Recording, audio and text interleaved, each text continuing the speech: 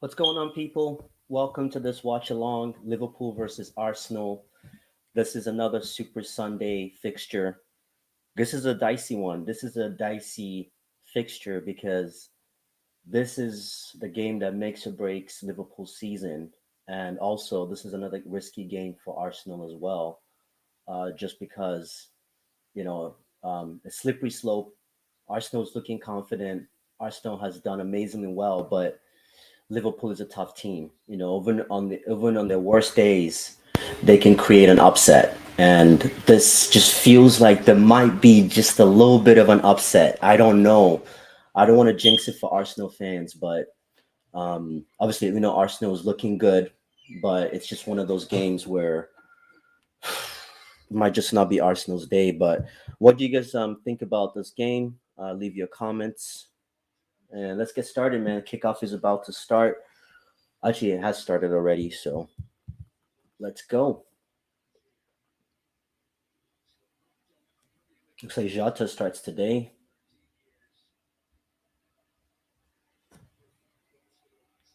Trent is still playing right back. It looks like I don't know, man. I think Klopp needs to address Alexander Arnold's situation because you can't keep doing the same thing and expecting different results. Like we've seen time and time again.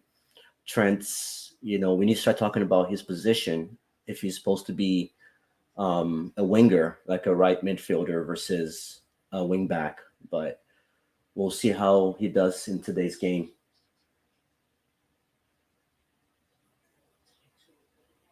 Oof. Okay, all right. Arsenal on the front foot already.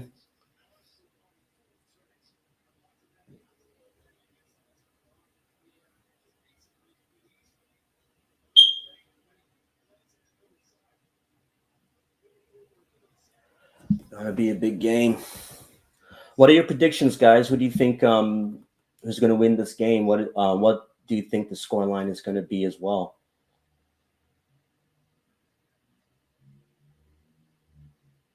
I don't know. I see a Liverpool a 1-0 win, and I feel it's one of those games where it could be a defensive error from Arsenal, and Liverpool takes the lead, and then Arsenal is going to spend the next 80 minutes of the game trying to get back in, and they're just gonna fall short. I just feel it's one of those games, especially when you have Mohamed Salah up top. It's this guy is especially against the big sides. Like Mohamed Salah is a big game player. He's a massive game player. So those are my predictions.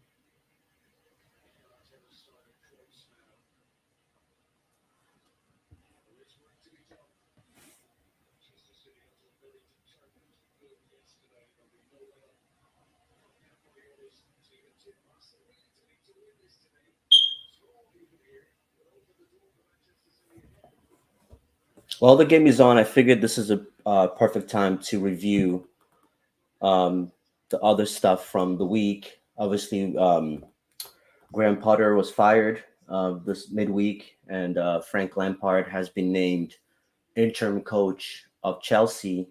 Had his first official game against Wolves yesterday. Yeah, Chelsea. I don't know if they looked worse than they looked under Graham Potter, but it's it's crisis mode at Chelsea at the moment. Um, I have no idea who they're going to hire next. Obviously, the next appointment is going to be very crucial. And I do understand from both perspectives. Certain fans are upset that they bring in Frank Lampard back, but the reality is there was really no one in the market that is going to come to this Chelsea team for what, 2 months? That's all we have left in the season is basically a month and a half. So, I think it just made sense to bring Frank Lampard into Chelsea. But the biggest thing is going to be who did they sign? Obviously, there was rumors of Luis Enrique being in London this past week. I'm not even sure if Luis Enrique is going to be the right guy to take to bring Chelsea back to the top of these crop of players because when we talked about it in the summer and also in the winter transfer window, I had spoken to a few Chelsea fans and I said, when an owner is spending so much without a game plan, there without a director of football, just going out there and writing checks and splashing. I knew that this was not going to be sustainable, and you can't build a foundation. You can't build a house on a weak foundation, and especially coming into the club the way that Ted Bowen came in, with the crisis that was happening with the war, the forced sale. That's not the time to be going out there and just splurging. I think it was just a very bad move, bad decisions. Obviously, Chelsea fans were gassed, and I don't blame them. As a fan, seeing your club spending could be an exciting thing, but someone that's a Manchester United fan, I've seen my club spend, but I've seen them spend the wrong way for so long. Money does not equate to success. It does not. And now what? They're going on their fourth coach in one season. Fourth coach in one season. That's craziness. Ooh, nice try from Gakpo there. So yeah, also in the comments, what do you guys think? Who do you guys think Chelsea should bring in? If there's any Chelsea fans um in the watch along,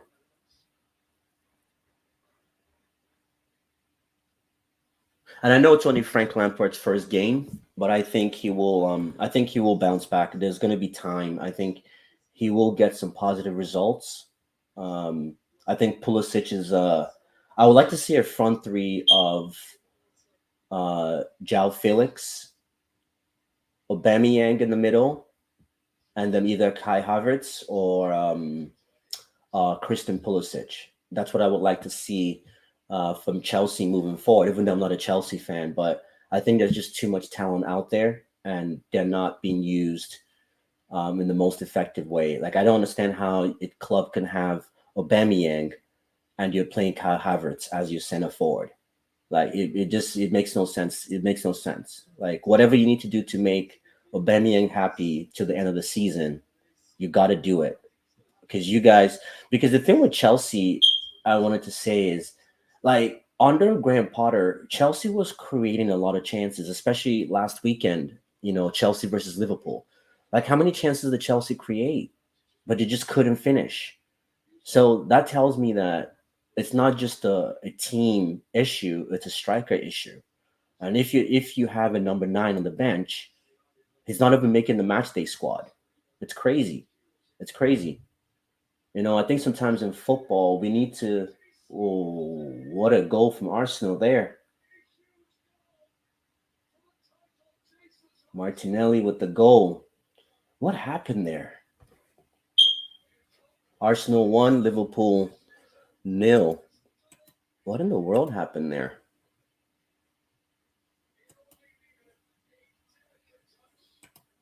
Ooh.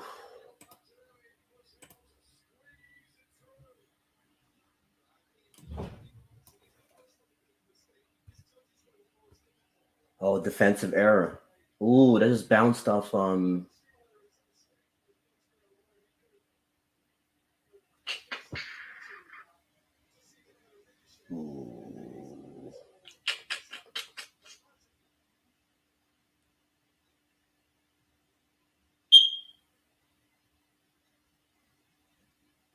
Lucky break from Arsenal, but that's what you need.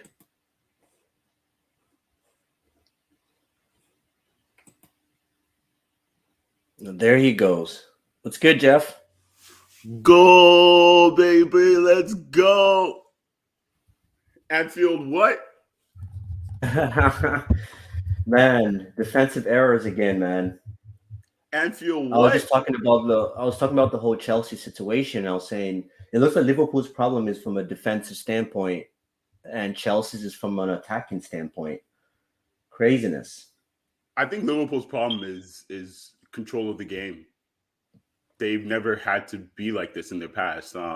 Defensively, Arnold is the only issue. As you can see, Arnold was the one who was covering at that point and did an absolutely useless job. Chelsea's problem is scoring. Liverpool's problem is actually the midfield, maintaining Yeah, control of the game in the way they want to. They can't press. They can't do the high press like this, like what they're doing right now. They can't do it with the midfielders that they have. Like Jones, I don't know why this guy doesn't put Arnold. Like you have no other options. that's Just what I put. said at the beginning. I said at the beginning, like, why is Arnold still playing right back? Like he's got an asset. Like to me, he's like the modern day him in the right areas on the pitch. Like we've seen that he's not good defensively. Why are you still playing him defensively? I Right? don't Like, know, yeah, he man. can track back as a right winger. Like I don't get it. Like it makes no sense to me, but it's like doing the same thing and expecting a different result week in, week out. I don't What's gonna understand. be the And the headlines? funny It's gonna thing be is, Trent again at the headlines. but do you know what?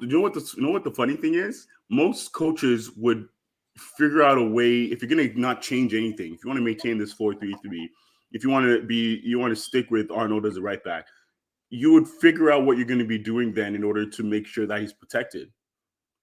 Um, Either you're going to put cover, um, or else you're going to, maybe move Salah to center forward and put a more defensive right winger or right mid in that position to cover Arnold. I don't know, because this idea of Jones, Henderson, and Fabinho, it's not working.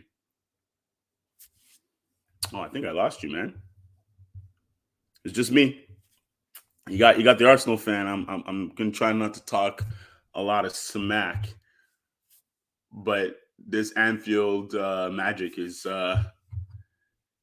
poof.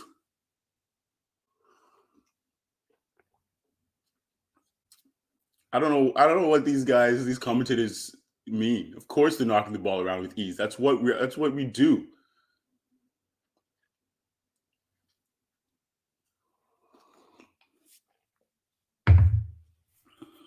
Oh yeah, this is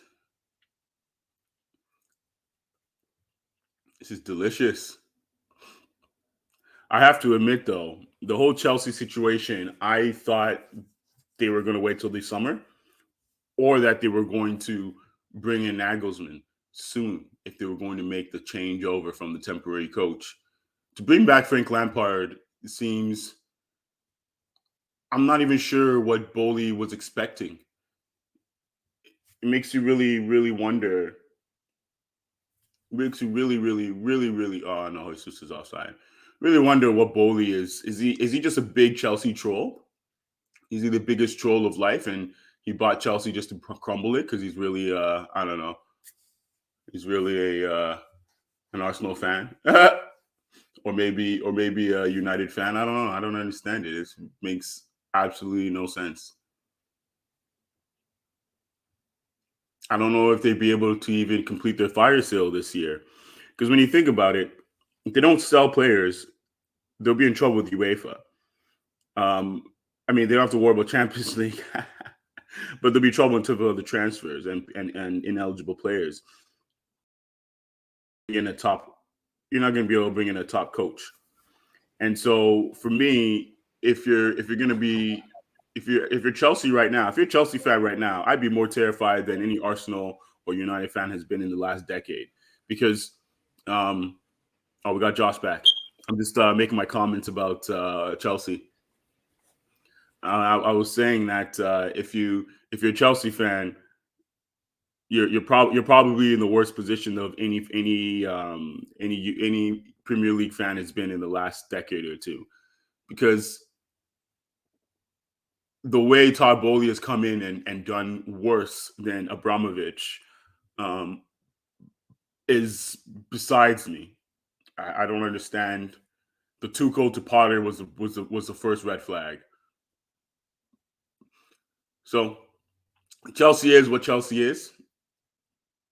For me, they really should have just brought back Mourinho if they're gonna bring back Frank Lampard. Looks like my man Josh is having some tech problems. You see how Shaka came back to cover for Holding, who is our leakiest defensive force. Where's Arnold right now? Arnold's playing as a CDM. Like, what's going on? What is this? Look at this. Yeah, if I thought Real Madrid needed a right back, no, these guys need a right back. Oh my days! They might even just need a whole new coach because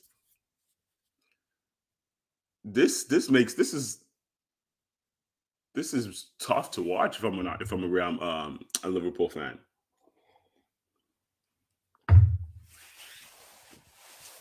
I'll find my lip balm.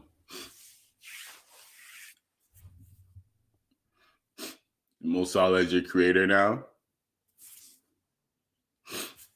You okay, man? Yeah, you got that Niagara internet, eh? It just keeps falling. Get it?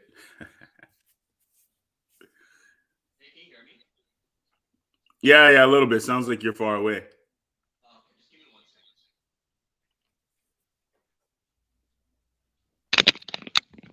Oh, there you go.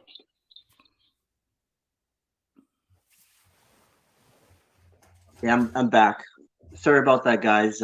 Internet issues just seems to happen every time there's a game on. Just always seems to pick the right time. It So, happens, man. It happens. Yo, this Liverpool. Let's talk about this Liverpool team for a second because I I don't know why people are refusing to blame Klopp. I refuse. I don't understand. I get like you don't have to say Klopp out. You don't have to make any of those extreme statements, but you need to put the blame where the blame is. You said something. Oh. You said something earlier about doing the same thing and expecting different results is the definition of being a fool. And so, if Chelsea is doing that and you're seeing the outcomes, why aren't we calling out Liverpool for doing the exact same thing? Arnaud playing as a right back, we know that doesn't make sense. You don't have a midfield player and you're not bringing anybody in. Like you keep changing Jones and Elliott.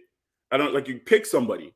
You keep playing Fabinho as a CDM, who you know is incapable of covering for your man. So play a double pivot.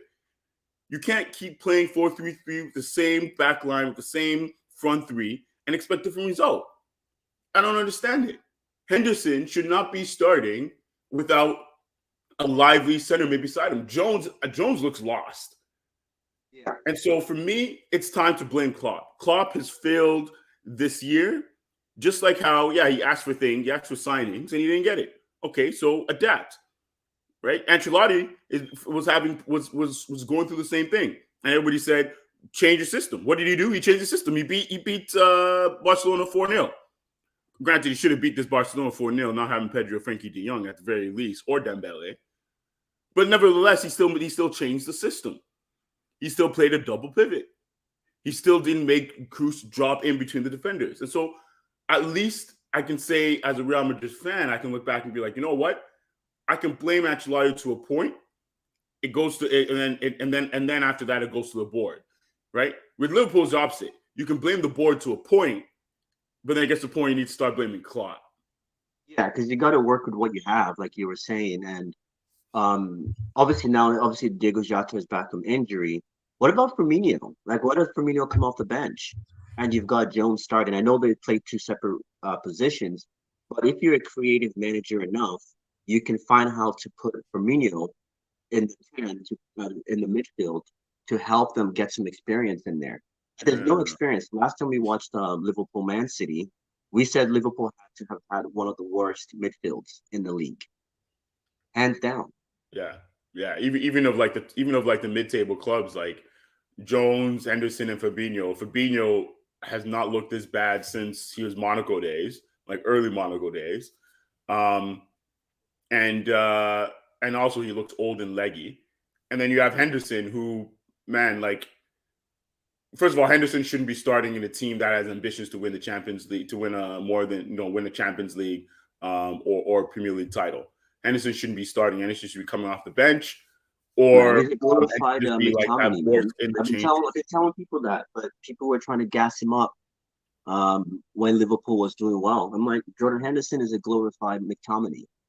That's all it Hendo, is. The oh, system but was your boy working. The McTominay system was though, working. That's why everyone was calling him are you? the next Is he a the glorified next McTominay of Xavi. the past or McTominay of the last 2 weeks?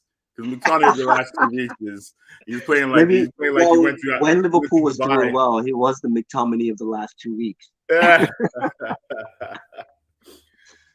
Oh Man, boy. Yeah, that's what I tell man. Systems are a beautiful thing. Systems is a beautiful thing, right? When it's working, everybody looks like, prime prime Messi, but when things are not working, we start seeing their deficiencies.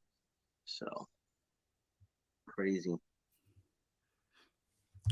man, I completely forgot yesterday was Izzy rematch. Forgot to watch it. He's a rematch. Yeah, Israel Adesanya. He had a rematch for his title. It looks like he won. Oh, true. Oh no, I didn't even watch that.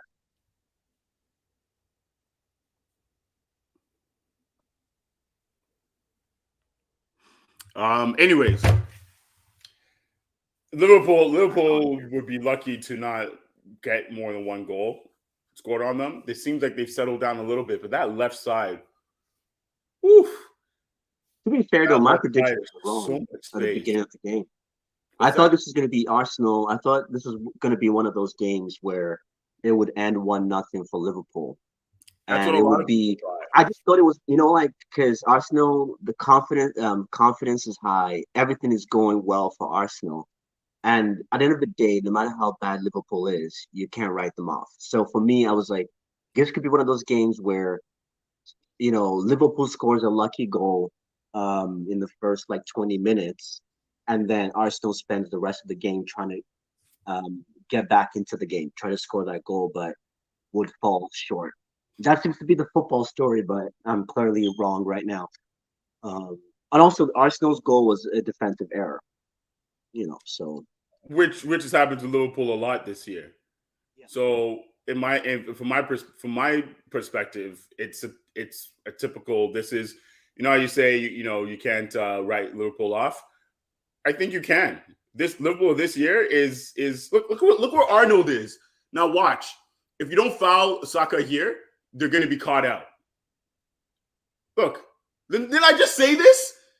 Did I say this? And then the midfield is now going to have a hole because that's where Arnold is, and he's not going to see it. Yup. And now look at this. Look at this. This guy is such a defensive, like, and I swear, Klopp has this thing where that's clean. No, that was clean. Yo, that was clean. If it was scissors, then it's a yellow. Oh, it is a yellow. I don't know, man. Was it a yellow? Nah, he just followed Second, one through. second. He was sliding. What you want him to do? See, gets the ball. Yeah, that's a double footed. That's a double footed tackle.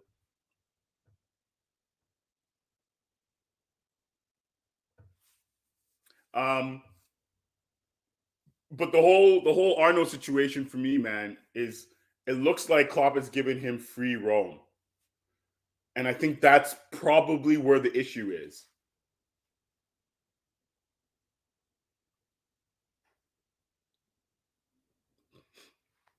All you can do is boot it away, and then we get the ball back.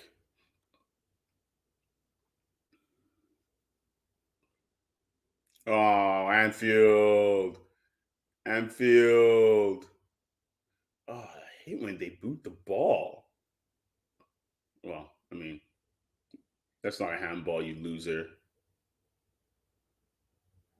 It's not a handball. Put your hand down, Robertson.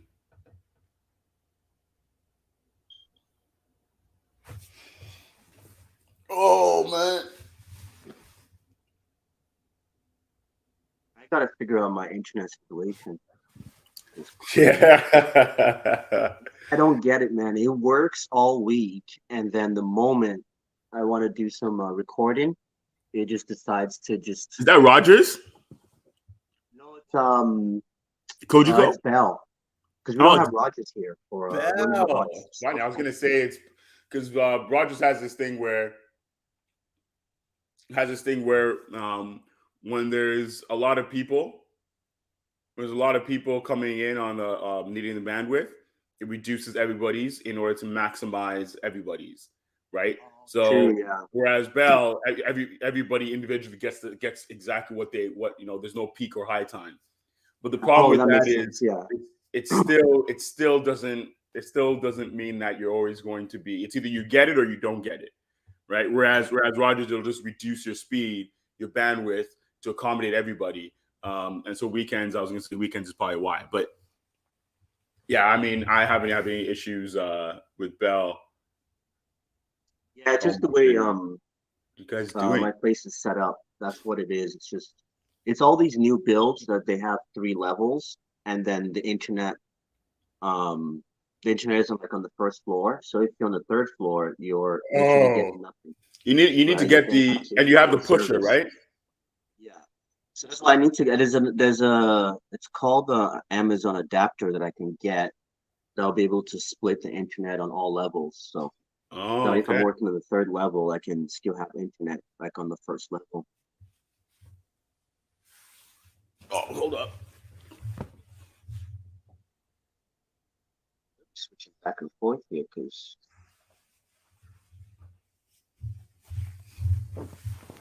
Man, this game is it's very back and forth. It's very open right now, and I'm really scared for Liverpool. It's going to get worse. Look where I'm telling you, Arnold. Listen, Arnold has free roam duties, has free roam direction. That's exactly what's happened right now. So now he's told him to free roam around the midfield and play more of a weird double pivot with Fabinho. But then that just means that Jota or someone else in the attack is going to drop down. See, this is where they'll have issues. So to build out of the back, Alexander Arnold has free roam.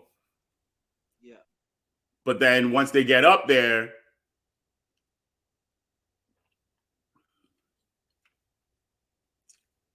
yeah, that's a foul. That's a yellow card from Arnold. That's a yellow card. That's a yellow card. He turned him. Why is that not a yellow card? He turned him.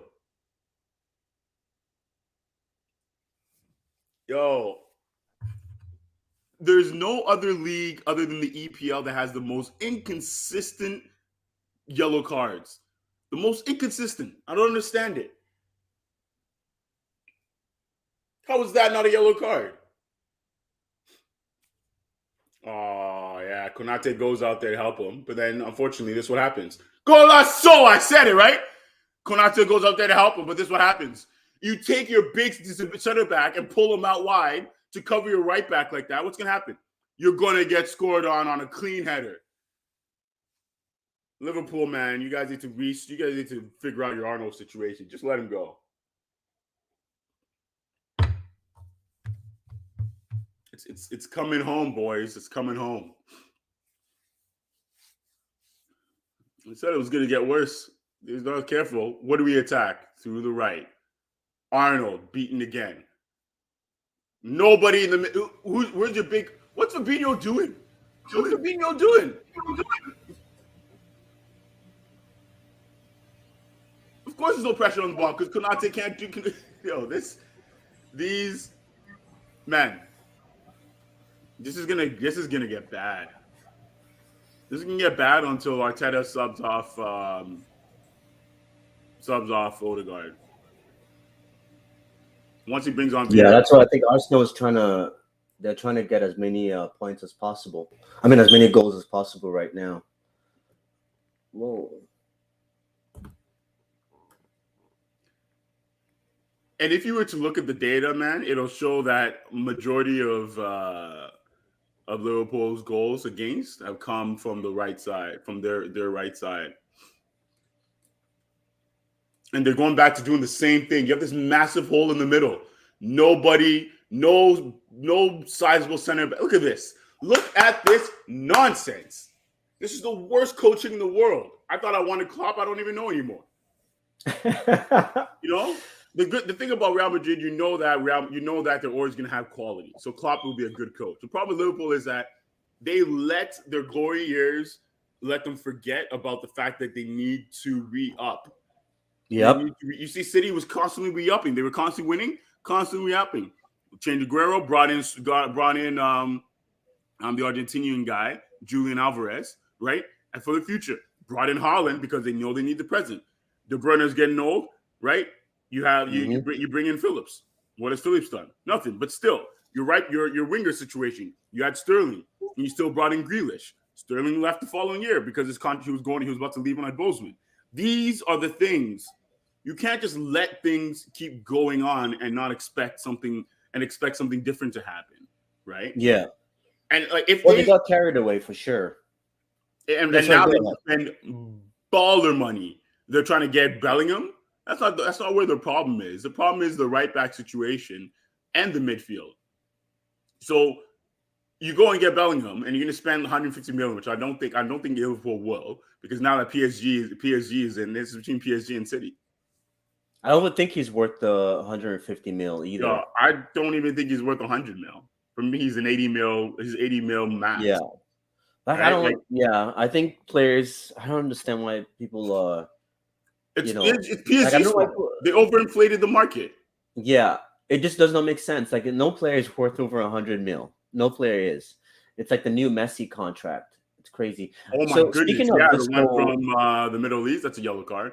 You mean yeah. Speaking of what was it? Was it like he was going to be making $18 a second it was like 400 million. They said a 400 year million US a year or something for like two that. years? He's going to make $1 billion in 2 years, just salary, not even endorsements and other things. Goodness No. gracious! Who knew you could be a billionaire playing a sport? Yeah, it's getting Salary. ridiculous, man. It's getting ridiculous now. It's like, okay, all this money that you have, like maybe you can help regular folks like us. Nah, man. How's Nah, one man. You man just forget. having all that money to You do what forget. with it? It makes more sense to in order to keep things as they are, you don't spread the wealth, right? Yeah, You keep localizing the wealth. That's yeah, that's that's what it's about, right? yeah. It's never been about spreading the wealth. Distribution Because if of you wealth. spread the Yeah, wealth, then it means that their dollar is worth that much less, that's fair. right? Yeah, That's their argument, right? yeah. Sorry, quickly going back to the club situation. Yeah. I forgot what I was listening to this week, and somebody made a great point. Is I think Liverpool is just going through, like for the last 5 seasons, they've been neck to neck with City, Yeah. and it's gets to the point this machine has been overworked, right? Like we talked about, you have to refresh the team. Like these guys are now on the lighter sides of their ages, in terms of professionally. Half a team is hitting 30. Van Dijk, Allison, Salah. Their main players are 30 and older. So this is where I think right now they're going through that transition. They've gotten a few younger players, but it's just not up to those levels. And I know we had this whole argument about Mane, but I know Mane was a huge part of Liverpool, but I think the biggest reason was them not investing, like you said, because I believe if Mane was in this team, they would still struggle. Yeah, they might not be sitting. What are they sitting now? Like seventh on the Yeah, I table. think They seventh. Yeah. probably wouldn't be sitting seven, but they would be struggling just as much, just because and someone else explained, it's just like anything in life, right? You've got to freshen it up. If you keep listening to the same person hounding you down with the same tactics, at some point, it's just gonna fall on deaf ears, right? And another great point somebody made too was we talk about Liverpool, right? They Yeah. played every possible game that any team could have played, any professional team could have played last Mm-hmm. season. Mm-hmm. And what did they come out with? Just the FA Cup and the Carabao Cup, which they won on penalties. So to the Right. players, they put all that sweat, sacrifice, everything, and then City still wins the league at the end of the day. Even though we know City got a lot of lucky calls that went their way throughout the course of the season that really changed it. The clearest example was Rodri's handball in the box in the last, I think it was the third to last game of the season, which was a clear handball, but they didn't call it. You know what I mean? So obviously we know that these things happen in football, but I think overall, um, I think Liverpool is just burnt out. The players are burnt out. A lot of them just need a new project, and I think that's why. Not saying that Klopp isn't a good manager or a great manager. Maybe it's time that you get a new manager, or in the summer you overhaul these players. But good luck trying to do that. Like who is buying Thiago right now? Right, this guy has barely kicked the ball. No one's buying Maybe, Thiago. maybe Qatar. Yeah, who's buying Henderson? Right, like no, no competitive club is buying Henderson. Who else do we have? Trent will go. Like people will buy Trent. A lot of people will buy Trent, but Not they not won't buy not him any as not they any won't buy him team as a defensive midfielder. I not mean, any as team that a has top. You'd have to be like a farmers league like Ligue 1. No, nobody with top flight ambitions is gonna bring in Trent Alexander-Arnold. you think so? I think No, he's got not enough not not qualities in the game that teams need. not unless you're You not just unless don't have you're to not play unless him you're as a right recreating back. him. Not unless you're recreating his position. Because right That's what now, I'm saying. like Yeah, he would do well in a Conte system where he plays as a right wing back, and he does. Nah, he wouldn't because he's gonna expect him to come back and defend. I don't know who yeah. would You who got to would play do him in a well with team it. that Maybe there isn't Pochettino. much of that. I think he might do well in a team that doesn't rely so much on systems, kind of like how we talked about Real Madrid with Ancelotti. He's not a system manager. I think part of the But problem to players like Trent don't necessarily do well in these rigid systems, right? I don't know. Where I think he does. I just don't think he would do well without a system because without a system, everybody expects you to do your job. Which yeah, means if you're a right back, they expect you to be there to do your right back job because people aren't going to come back to cover you if yeah, it's not right. It's like he's not he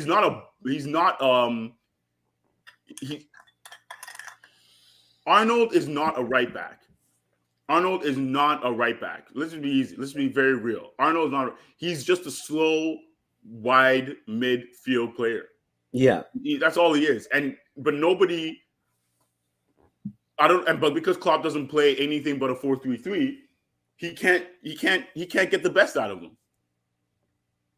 So for yeah, me, do you think Arnold is worth? Do you think a 24-year-old Arnold that grew up in your system is worth more to your club than than Klopp, or do you think Klopp is worth more than to your club?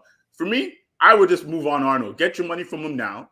But like you said, from the front to the back, Van Dijk. Who's going to buy?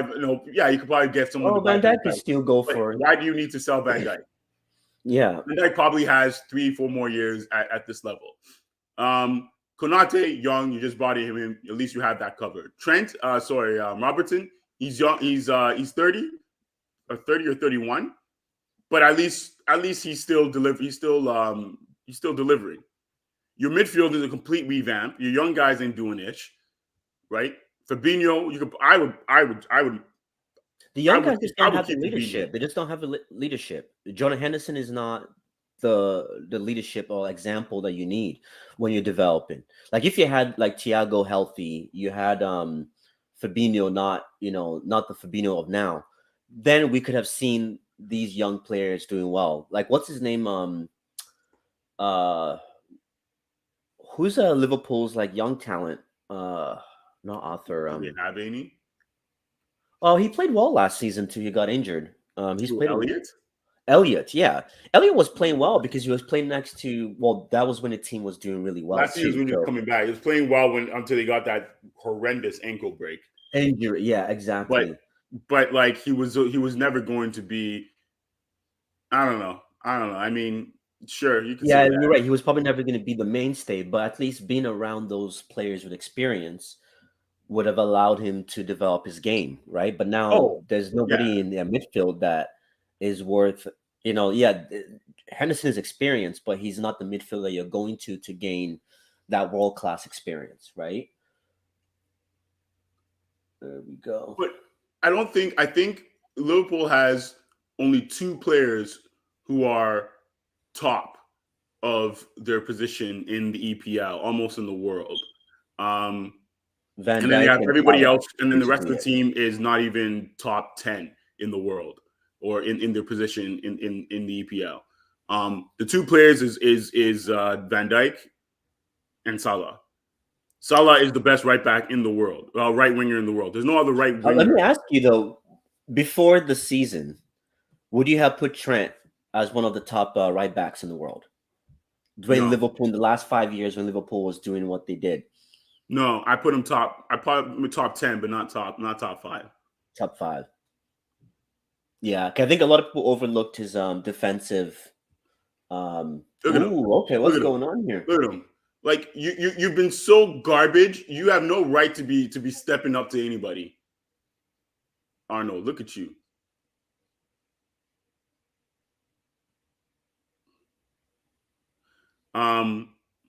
No, But I I think, wouldn't. but to be fair though, I see what you're saying, but that's why I think this whole Liverpool thing. I know, but we're fans, right? And when it comes to fans, we always have to look for that scapegoat, and we like to pick the scapegoat and hang them, right? And I think right now Trent is become the scapegoat for Liverpool, and I do get it. Yes, he's defensively awful, but the coach keeps playing him. The coach keeps playing him in the same position, the same manner, week in week out. And I think at some point, coaches need to be held responsible too, right? Like you can't. I know Klopp Yep. has done what Klopp has done, but Trent was also part of that team that did great things. So we can't just select one player and just keep hounding that player, right? Because you could sell Trent tomorrow. It doesn't solve the issues that Liverpool is having right now. It No, it doesn't. doesn't. It far from does it. Like it's that midfield is horrendous. Like look at Jones. Look at Jones. Look at Jones. At least he made the right decision. There you go. Ooh, Salah with the There goal. you go. There you go. Look at Jones. I told I you said Salah it. was Like gonna look at score though. Jones. Like that's always a Man, you know what, man? Yeah, I agree with you on that. But again, like these sorts of goals put put scotch tape over the problem. You know, like all that was Jota. He had the great hold up there in the final at just the edge of their final third, turns and oof. plays it wide to Jones, and then recovers right here, looks up, beautiful. Henderson, lucky this I guy don't know was if there. Henderson was trying to shoot or pass, but He was trying to shoot for sure. 100% was trying to that looked shoot. good on camera though. Uh, okay, now the game is wide open. The game is wide open The again. game has been wide open. Look where Arnold is. The game has been wide open. And the problem is, these guys think that Arsenal has just taken their foot off the gas because I don't know why. They need to not do that again. But Arnold's gonna give up a penalty for sure. The way Martinelli has this guy, Arnold's gonna give up a penalty or he's gonna get a yellow. Look at this. At least he's actually trying to tackle him. Yeah. But I think it's the same thing too. Like Van Dijk in the last game against was it City they played or? But it's just like I don't know what's going on with Van Dijk, man. Like the run from Van Dijk is KDB, not sure. He that got one foot KDB's out the goal door. we're talking about that was pathetic, man. Like Which one? like I don't know what it is with Van Dijk. It's like he doesn't believe in tackling anymore. Like there's so many goals you see, like why don't you just tackle? Like he I just feels honestly like he can use his speed and strength. that Jordan Pickford tackle on him, I think it's stuck in his mind, man. Because that tackle was so bad. Oh my gosh, I'd be scared. But I also think he's kind of like, oh yeah, your internet, eh? That was a high boot. Okay, I'm back here. Yeah, I think he's two things. One is that injury, that knee injury, tackle on Jordan Pickford should have like a 10-game match ban. By the way, I hate that guy. I think he's useless. Hopefully, Everton gets relegated so that they can so that he never plays. He doesn't Wait, play. when was this? Huh? Wait, Jordan Pickford. yeah, what happened? The tackle on Van Dijk. The reason why this Van Dijk is the Van Dijk we are seeing is no longer the same Oh, Van true. Dijk. You mean It okay was that because he's tackle. It injured? was that, Oh, like that ridiculous, few that seasons, yeah. ridiculous. That was literally landing on it, putting his balls on Van Dijk's knees. It was the Yeah, worst tackle in the world. Like I couldn't understand why this guy didn't get a straight red. But ever since that, one, right? That's one. The second is I think he sees the writing on the wall with Liverpool, and yeah, he doesn't know whether he's kind of like Varane. He's literally this is how Varane played in the final year before he left to United. It was almost like he needed a new challenge, almost like I've done it all here. There's nothing left for me here. You know, like I don't feel up to it anymore. And the thing is, he would do yeah, well. He would do well at his age. You know, in his final years, he would do well going to La Liga or Liga, where it's not as physical. Um, I honestly believe so. This, unfortunately for him, I mean maybe Barcelona could use him. But okay, buddy. Okay, buddy. You can't twist and turn the whole world. You need to move the ball at some point. Look at this guy. Look at this guy.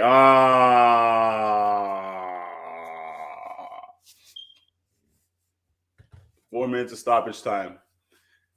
Let's see what happens here, folks. Pass it. Move the ball. Move the ball. Move the ball. Move it. Move it. Move it. Move with it. Move with it. Move with it. Box office stuff. It's okay. Get up, I said VC. about him too, man. It talks about you guys might be getting another number 9. Well, yeah, I mean Balogun. Balogun is doing well in Ligue 1, so I think he's going to come back. He's on loan. Yeah, And I don't know who else we would really, who else we'd really, we could really get even if we win the league. I feel like, hey, I wouldn't mind getting Osimhen if you get the money to get Osimhen. The problem with Osimhen is yeah, that and it pushes out Jesus, right? Like you can't get anybody who is established or who is yeah. But that's what I playing was and asking because you were establishing saying that. themselves in their career now. You need somebody who is kind of there, but they'll try to break into. But like then it impacts Nketiah, and he's an Arsenal youth boy. Youth. Like I don't know. I think we should. I think Arsenal's situation is the same situation across the entirety of Europe, right wing. And that's what I'm saying. Liverpool choosing Salah over Mane was smart because there are a plethora of left wings. There aren't that many right wingers that are top quality, top notch, and you have the best in Salah. Arsenal's problem is the right wing because the backup for me it goes Salah then Saka as the top right wingers in the world right now. The moment you fix your backup right wing situation with Arsenal and then your right back situation, you're golden. Because then White is still Yeah, starting right back, but then he could drop into the center back position when you need him. I think that's really the problem. If you either that or you get rid of Nketiah, right? Because if you think Nketiah is not a good backup, then you got to get rid of him. But you're not but I going to think be the able to main thing get. You're not going to be people able were to get a saying top is, quality. That's a foul, ref. I think another thing people were saying is that Jesus is not really a number 9, right? He's more of a like his best games for City came from the wing. Even when you look at how he plays for Arsenal, he seems to drift to the wing, and then I feel like he's kind of like a Rashford. I don't think they're true number 9s, and I think that's why some Arsenal fans are saying Arsenal still needs a true number 9. And What then does that obviously you mean? got Like Jesus that can for the support.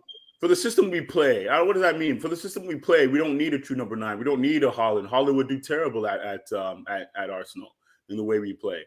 You need a number 9 like Benzema, which is just who Jesus is. He can drift to the wings, he can drop down to the midfield, he can create. connect, he can create. That's what you need, and he's perfect. That's the number 9 you need. And that's why within Ketia we're having problems until he started to do that. Until he started to drop, and then he started seeing him scoring. And then the whole thing about is can Ketia take on Jesus's responsibilities? He was able to for a period of time. Then he got injured. Yeah, that makes sense. And also, that's another thing too is injuries, right? Jesus tends to miss a lot of games throughout the season as well. Yeah, he did this season. Look, he's not injury prone. I think this season he got bad luck in the World Cup. What? He used to get City. He used to get injured for City. Like he was getting injured for City. Was it injuries or was it Pep not really playing him, and so he kind of gave up?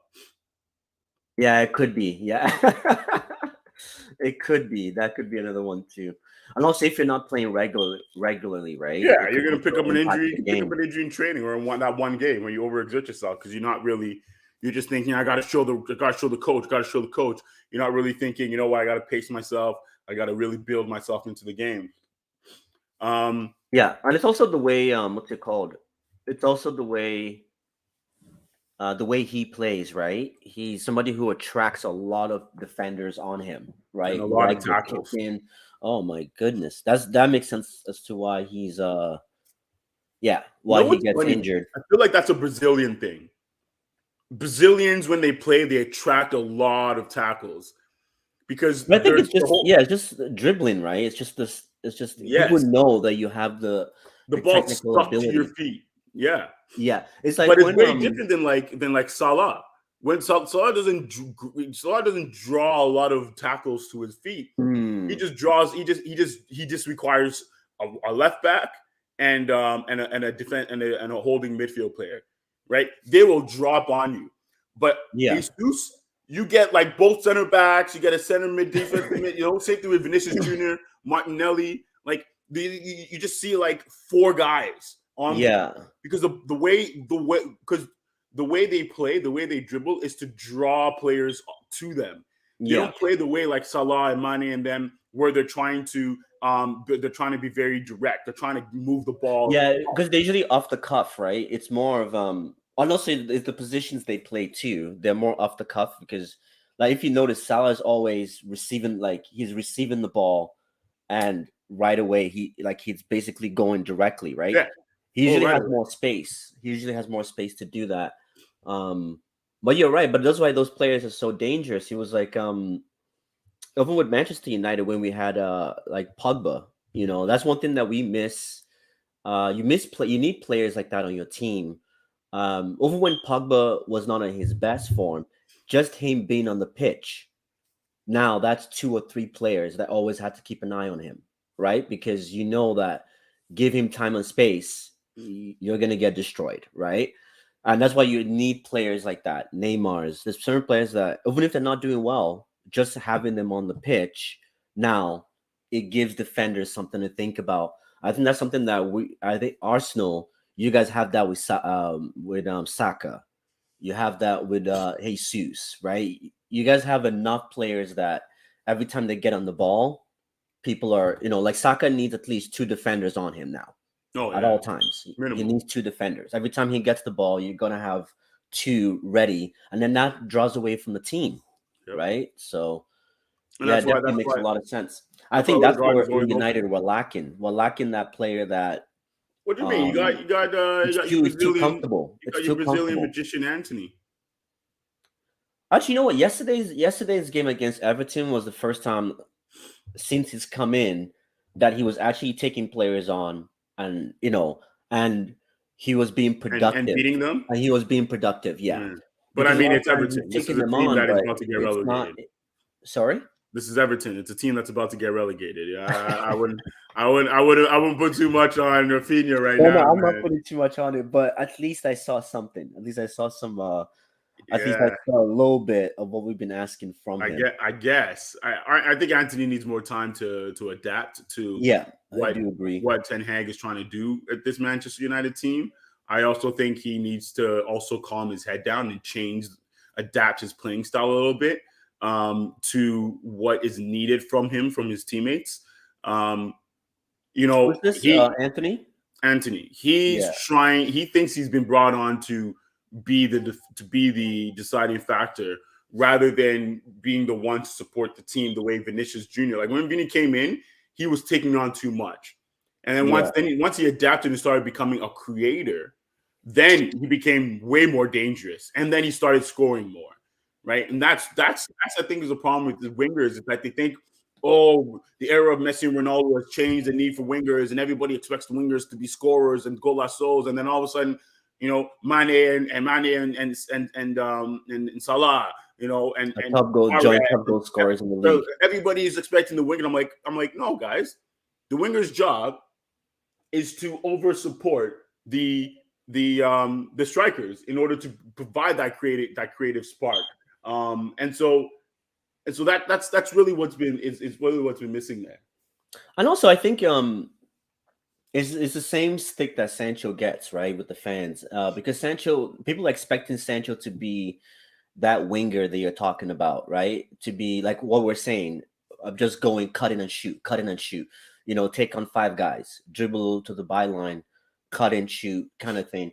But that's not Sancho's game. Sancho is, and I'm beginning to think that Anthony is similar to that, where they need players around them. Yeah, They feed off. Like if you watch Sancho way he plays, he's always looking for someone to lay off, do the 1-2s, create that space, attract players.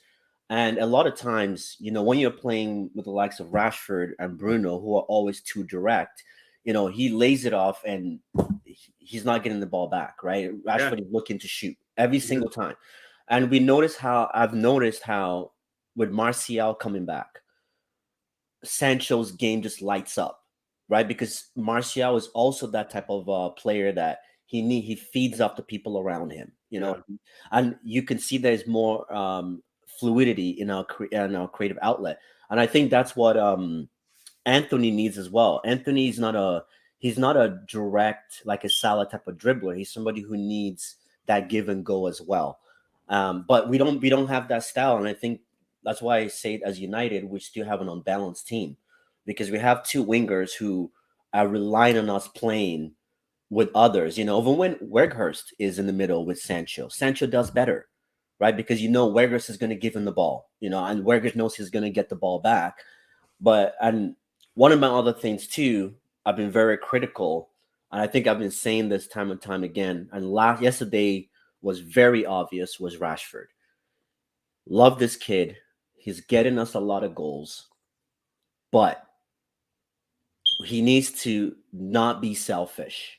Like I get it. You're the man of the hour. You're the man of the season, but you gotta pass. There's so many times that he just gets the ball. Anthony is free in the box. Sancho is free in the box. Bruno is free in the box, but he's going for the shot every single time. And I look at it and it's those are the fine margins in games, right? Where, yesterday we broke the record for the amount of attacks yeah, in one half or chances created in one half or in the game. But we only scored two goals. One was a defensive mistake, and then the other one was a team goal. Fine. But out of all those chances, we only scored two goals, one being a mistake. That's poor. That's a poor conversion rate in my opinion, right? But it's those little moments. If Rashford could pass the ball more often, we could be scoring more goals. Especially now that we need to close that deficit ever since Liverpool trashed us and City. We need to close that deficit. So those are the things that I'm very critical about. And that's why I believe that United is still an unbalanced team because we have too many direct players and the players who are possession based players struggle a lot of times. So there we go. you know, um, you know what other thing I've noticed about Anthony? What? Every time he gets the ball, and it's not about him is playing. It's really the coaching, or maybe the personnel. Every time he gets the ball, he's by himself. Yeah. There's no overlap on the That's what I'm fullback. talking about. Juan Yeah. Bissaka was good at that. Juan Bissaka actually that's when everybody thought he was done, and then he played him for a game, and all of a sudden he was doing. Everyone's like, "Oh, I guess he's back." Yeah. He it's the same thing with Vinicius Jr. All those type of players, like you said, Rashford. When you can play him wide, you need your fullback to push up. When Shaw was doing that, Rashford was getting his goals. Yeah. So you either need to play to their strengths and adapt the playing style with the tactical personnel, or else you need to talk to them and tell them, hey, this is what I expect from you today. And I think Anthony, if you give him that time, he's going to adapt. He's still young enough to not be stuck in his ways as a footballer. He just needs to just accept he is not the out and out guy. And I think the moment you guys have an out and out striker, not Werghurst, I'm talking a Osimhen. I'm talking like somebody who's fit that can play it. Yeah. If you guys do not get Osimhen this year, but I don't know if we need Osimhen though. I don't know if Osimhen is the right guy. Who would you? If it's not Kane, it's Osimhen.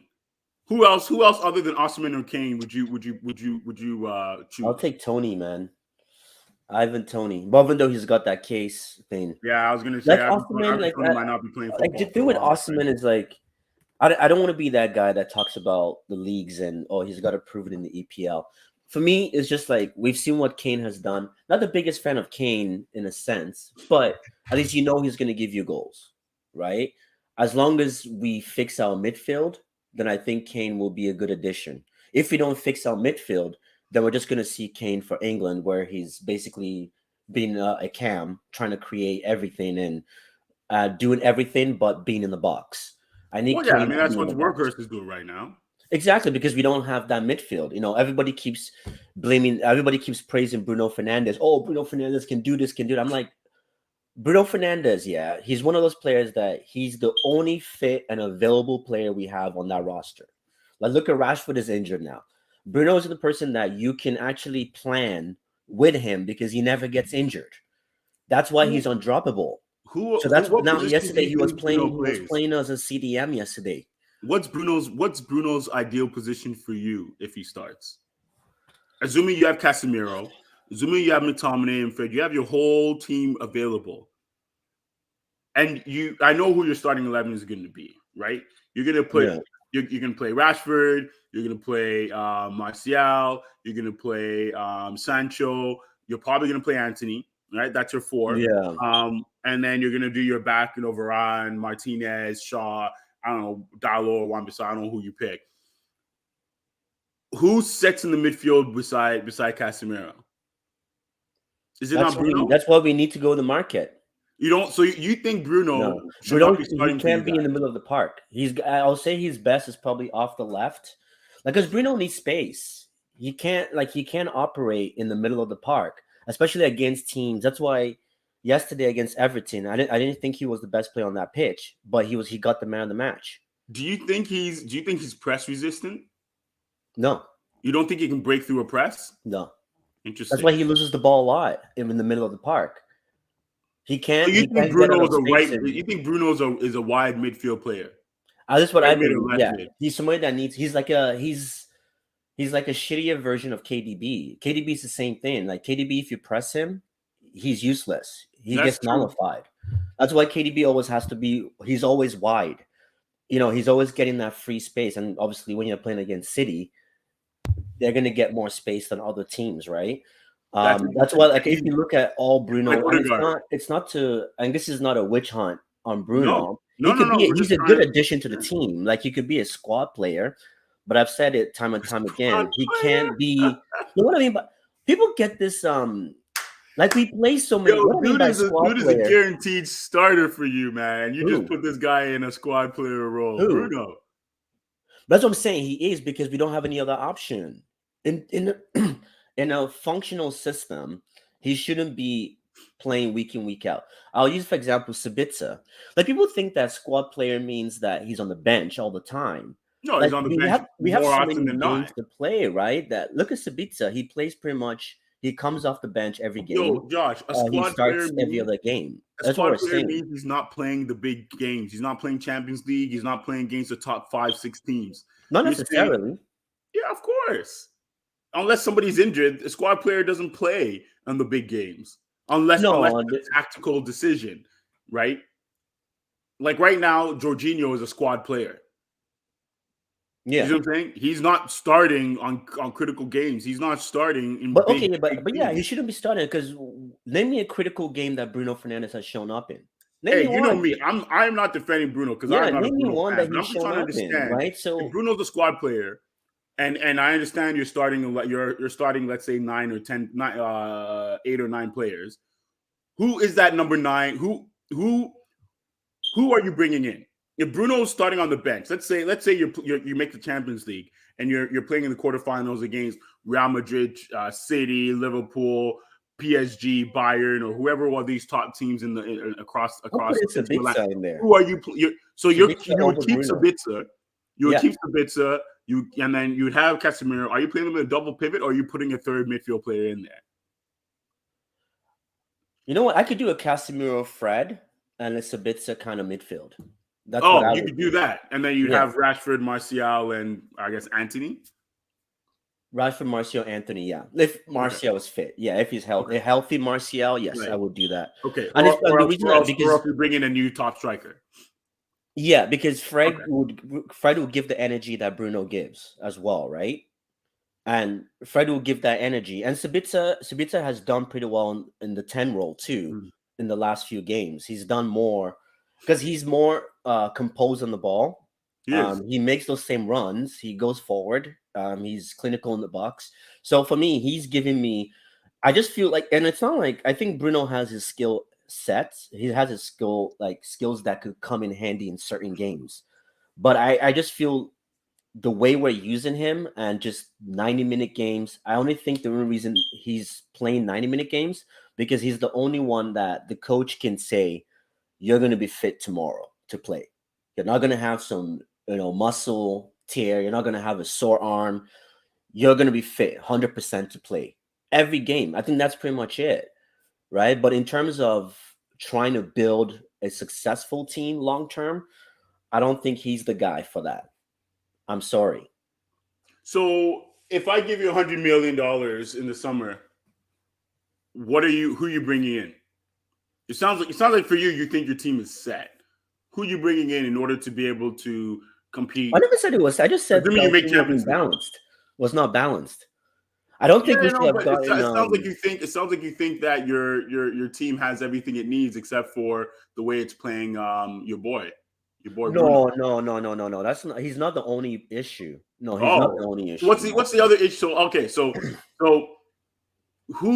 what is the change then? Because the game yesterday, the 1-0 Yeah. was for me Or 2-0. Was it 2-0? Yeah, 2-0. But it was 2-0. basically one because the first goal was a Yeah. defensive error, right? So, So you guys clearly aren't ready for Champions League to yeah, compete, right? We can I agree. agree with that. Yeah. So what are you changing? What positions would you want to bring somebody new in to start? I'm not talking about cover. Squad or I'm talking yeah, about like somebody come who in and come in and start. start.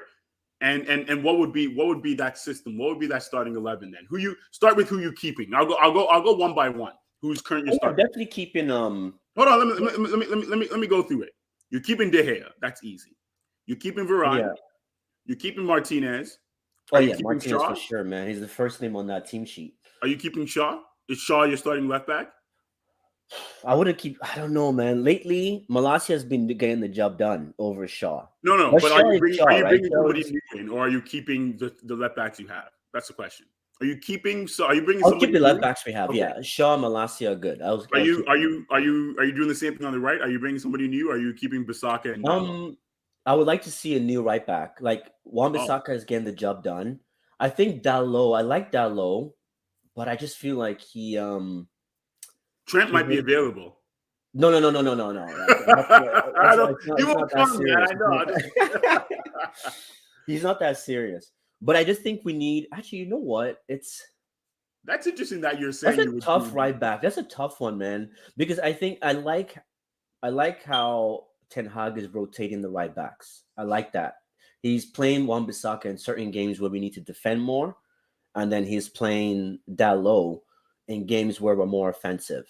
I don't like that. I know I've actually noticed Wan-Bissaka is becoming better going up front too. So I think he's really learning. Being on the bench for a couple of months, I think that kind of put things into perspective for him. So it's a tough one, and it's a tough one because I think our defensive players are doing well, but I always say the heart of any team is the midfield. And if you don't sort out the midfield, I don't care who you get as a striker, I don't care who you get as a goalkeeper, I don't care who you get as a defender, everybody's going to struggle. I just feel midfield is the heartbeat of a team. So And okay, that's so one thing that you're we right need back to to sort keeping out. the same. It Liverpool the sounds same like way. you're gonna keep you right back the same. What do you do? So you're keeping Casemiro as your holding mid, right? You don't need to bring somebody new in there. Yeah. Between McTominay, Fred, and Bruno, are you bringing somebody else in, or are you gonna keep those three and That's what I'm rotate? saying. We got to bring people in. I don't know who Oh, exactly, but you we don't got to know bring who people though. in. No, I'm saying we got to bring a cam, like a creative cam Who? that's Who good on though? the ball. Who? I can't really think of anyone right now, Okay, top of my fine, head.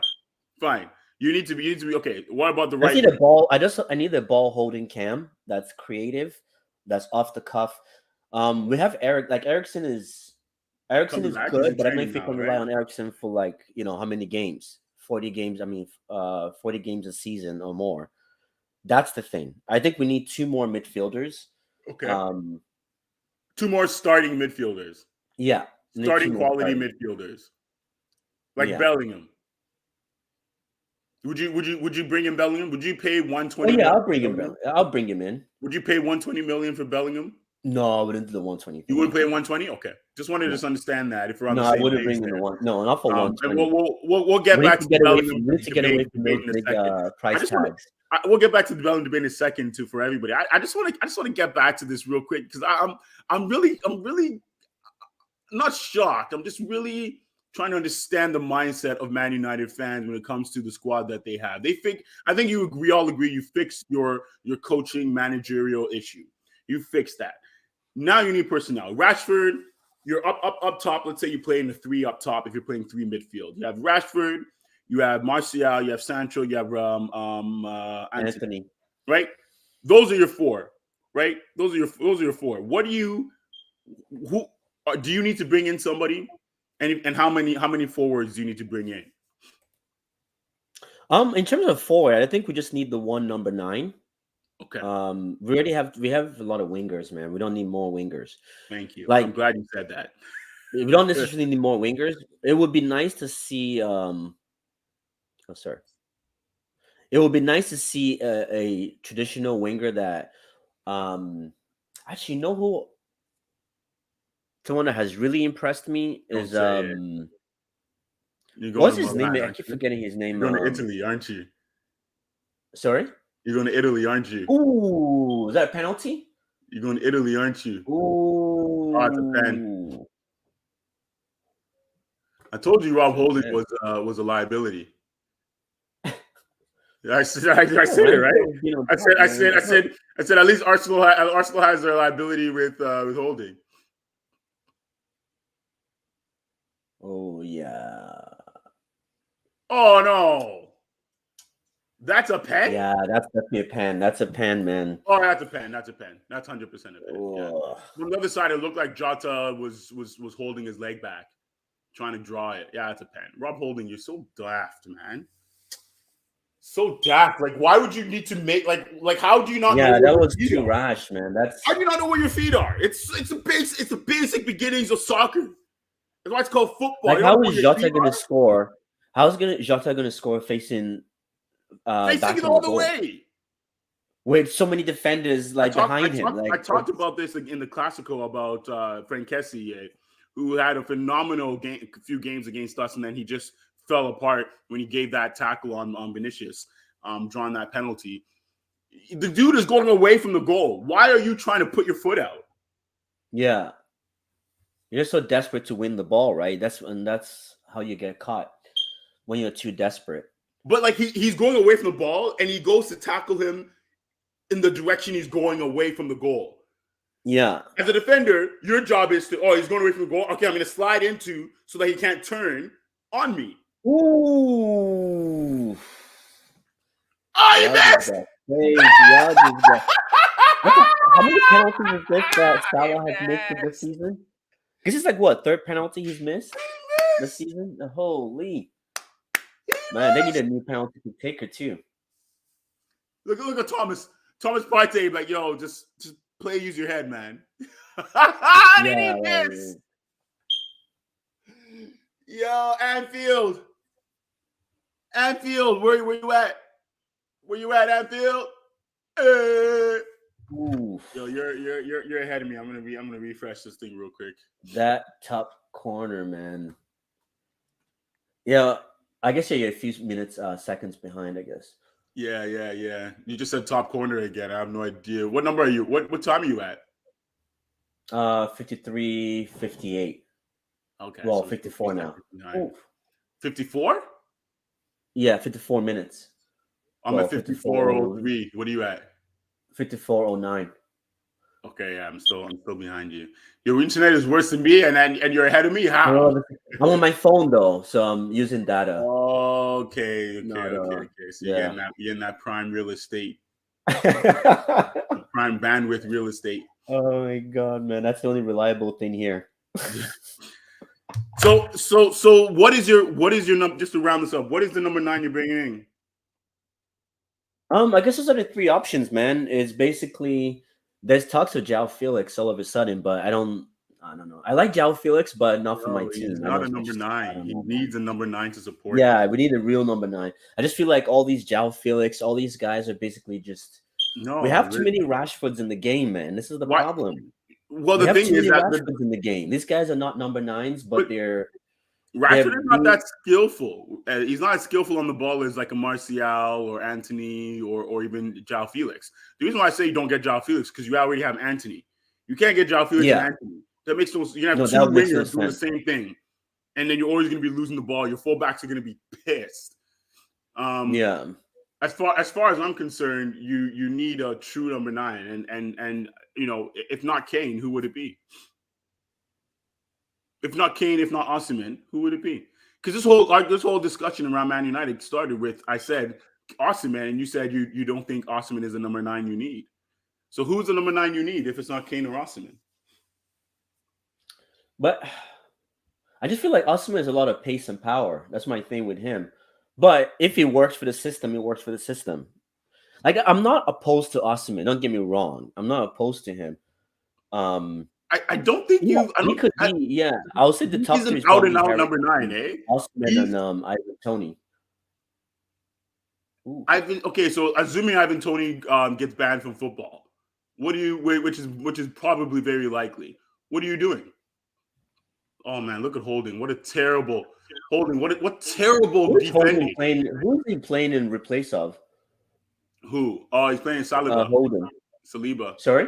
Saliba. Oh, Saliba. Oh yeah, because Saliba is injured, right? Oh Yeah. yeah, he's out for the rest of the season. And he's our best defender. Yeah. Gabriel has stepped up, but Saliba by far our smartest defender. He's like our Van Dijk. Yeah, Saliba is basically like arguably one of the best center backs right now in Europe. So let's actually go through this. Who is the best in their positions right now in the EPL? Let's go. I want to hear in terms of. We're gonna go position to position. Let's pretend it's a 4-3-3, right? Yeah. Right wing. Who's the best right wing right now in the EPL? I think it's Salah. Actually, Yeah, this right. season Okay, it might Salah. be Saka. Actually, no. I'll say probably Saka. Salah has a larger portfolio. So I pick Like, Salah. right, if you're talking about this over season, Saka. I'll say this season, definitely If it's this season, Saka. it's This Saka. season. If Yeah. it's this season, it's Saka. Well, you have to go with right the now season, in right? We can't. EPL. Yeah. In EPL, right now in EPL, not just the season, but what you've seen in terms of if you were to start a team, and you're able and you have Qatari money, are you bringing in Salah or are you bringing in Saka? To start a team right now, that's a tough one. Yeah, that's a tough question. Because like Salah is still personally producing. His team is not. So it's except for that penalty. I'll probably go for Salah. Because if it's one thing if Salah had dropped in form, but Salah is Yo, still one of the top did you goal see scorers in the that? league. Yo, you probably What Klopp was happened? looking at the crowd when Salah did the penalty, and then the crowd went like I think the crowd thought it went in initially, and he's like, yes. He turns around and he's like, what happened? Oh, true. So yeah, you're saying about Salah? Oh my god. What's it called? You know what? Like in that scenario, I definitely will take Salah just because Salah has just his like you said, he just has way deeper portfolio. And two, his team is not performing, but individually he's still performing, and Yeah. he's probably the Oh, main definitely reason Liverpool is not in relegation form right now, like not struggling for relegation. Oh, You know, definitely. He's definitely the reason, 100%. so Okay. yeah, so in that, I know because you're right. Like Saka is pretty much arguably as just as like in terms of form, comparable to Salah right now. Oh, But he's I better think than we're Salah looking in at. form right I now. I think think, where people are tipping Saka just because of what his team is doing right now, yeah, just right? because of that, So 100%. And yeah, the role he's played in that. Okay, so exactly. striker, the best striker, obviously Holland. We don't need to really argue about that. There's nobody else out there like him. Oh, Haaland or Harry Kane, man. This dude, that's another debate. That's I another think it's I debate think for it's you, an man. easier debate. I think it's an easier debate because like it's saying, Kane has form and he has a more extensive portfolio. Yeah, Holland just has, I don't even know if he has his portfolio, and even in Dortmund was not great. It's just, there's no other striker in the world like him in terms of yeah. his build, his physique, and what he can do.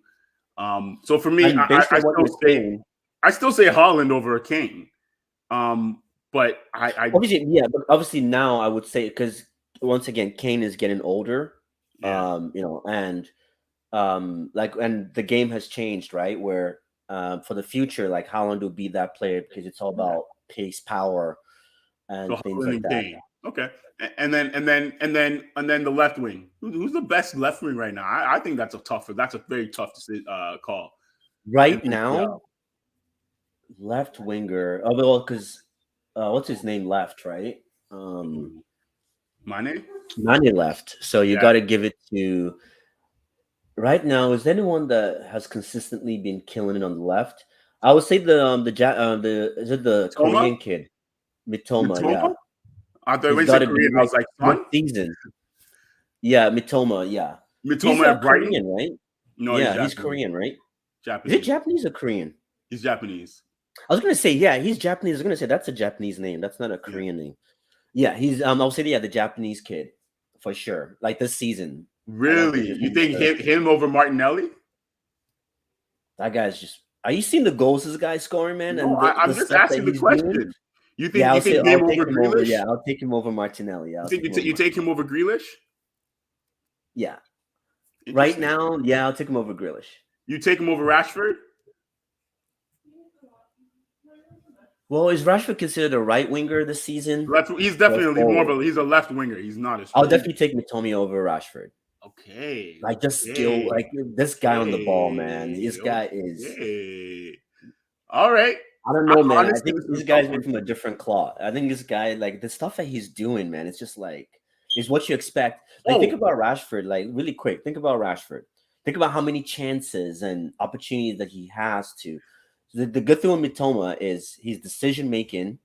He's great on the ball. He just has everything. He checks pretty much the speed, accuracy, his finish. He checks every box, whether he's assisting, scoring, driving the ball. He checks everything.